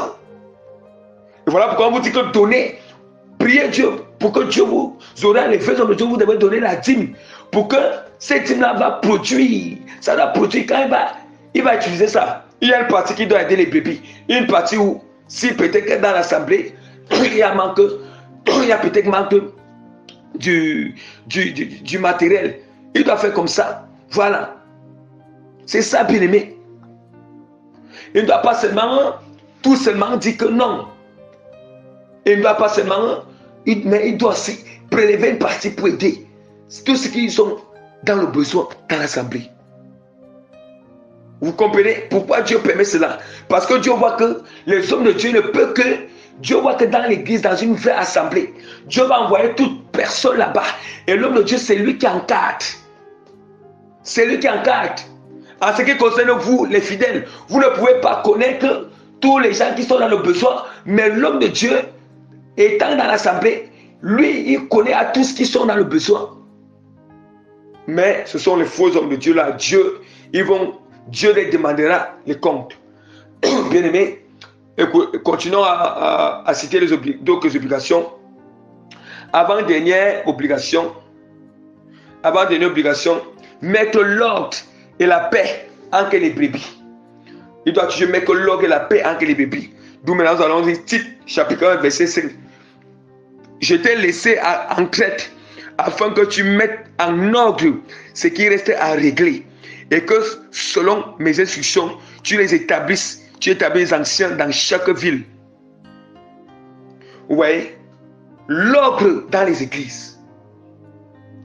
Et aussi lire en Colossiens chapitre 7, verset 17. Seulement que chacun marche selon la part que le Seigneur lui a faite, selon l'appel qu'il a reçu de Dieu. C'est ainsi que je l'ordonne dans toutes les églises. Bien, chacun doit, ce que Dieu, l'ordre dans l'église, c'est que chacun doit respecter là où Dieu l'a appelé. Respecter les instructions, la discipline que Dieu a mis dans l'assemblée. Et les hommes sont là pour établir l'ordre, pour respecter, pour veiller sur l'ordre. Vous les bébés qui n'aimez pas l'ordre là, attention. Attention, il faut se repentir. C'est l'obligation des hommes de Dieu de mettre l'ordre. Évitez, bien mes dernières obligations, évitez de faire les préférences entre les brebis. Les préférences qui signifient quoi? Les préférences qui signifient que je sais que celui-ci, je sais que cette personne, parce que les préférences, parfois les préférences, surtout les hommes de Dieu qui ont trop d'émotions, je sais que cette brebis-ci n'a pas la qualité, il n'a pas cette qualité, il n'a pas ce niveau, il n'a pas ce don d'exercer ici là, mais je le mets là. C'est lui-même qui a cette capacité, Dieu a donné cette capacité, cette qualité, ce don d'exercer ça, tu ne le mets pas là, parce que tu fais une préférence. Dieu, quand il attaque un homme de Dieu, Dieu donne la capacité à un homme de Dieu. En fait, quand Dieu appelle l'homme de Dieu à avoir un ministère, il est établi dans une assemblée. Je vous l'assure, Dieu lui donne beaucoup de capacités. Il a la capacité de discerner tous les brebis. Dieu lui donne la capacité de connaître. Il lui donne la capacité de connaître tous les dons que, même si les brebis sont combien 100 dans cette église, Dieu lui donne la capacité de détecter les dons de tous les brebis, de détecter les qualités de tous les brebis. Mais c'est Dieu qui l'appelle, il l'équipe. Quand Dieu appelle, il équipe. Il équipe bien-aimé. Donc il connaît, il sait que l'autre doit être ici. Il connaît que ici, l'autre ne peut pas être ici là. Donc attention. Bien-aimé, voilà l'enseignement. L'enseignement vraiment à ce qui concerne la relation spirituelle entre les hommes de Dieu et les brebis. Nous avons enseigné la première partie qui concerne uniquement les hommes de Dieu. Nous avons prié la définition sur notre thème. Autant pour moi, nous avons défini notre thème en petit 1 et en grand 2. En grand 2, nous avons parlé des qualités des hommes de Dieu. Et en petit 2, nous avons parlé des hommes, en petit 3, nous avons parlé des obligations qu'on nous doit respecter à l'égard des brebis. Et bien aimé, je vous ai tout donné. Je vous ai tout donné, bien aimé. Donc, ce que je peux conclure, bien aimé, sur cet enseignement, c'est quoi? C'est que les brebis, je vous invite vraiment à examiner. Là, vous avez à tout. Ce que pour conclure, parce qu'il concerne les vrais hommes, les hommes de Dieu qui vont écouter, vraiment, je vous invite. Là, vous n'êtes pas encore aligné avec tout ceci. Vraiment, je vous en supplie, repentez-vous. Et moi-même, je me répands aussi, afin qu'on s'enligne avec ces obligations et ces qualités. Avec le Seigneur, demandons ça au Seigneur, Dieu va nous faire grâce. Maintenant, à ce qui concerne les brebis, là vous avez été rebelle, vous pensez que l'homme de Dieu crée ces choses et tout ça. Mais les brebis, respectez. Lorsque l'homme de Dieu manifeste ses qualités, manifeste ses obligations, que Dieu lui demande, respectez aussi l'homme de Dieu. Voilà. Ne critiquez pas, ne murmurez pas. Aussi les brebis, je vous aussi conclue que les brebis, examinez ces choses. Examinez pour connaître les vrais hommes de Dieu, pour connaître les vrais hommes de Dieu. Il y a d'autres qui sont vrais, mais pour connaître les hommes de Dieu ont été brisés totalement. Pour connaître, pour faire la différence entre ceux qui ont sauté les étapes et ceux qui n'ont pas sauté les étapes. Alléluia. Donc, demeurez bénis dans le nom puissant de Jésus de Nazareth. Vraiment, que toute la gloire, l'honneur, la puissance, la force, l'autorité, la grandeur, la royauté, la sagesse, la connaissance, les remerciements reviennent à notre Seigneur et Sauveur Jésus de Nazareth pour les siècles et les siècles et pour toujours. Amen.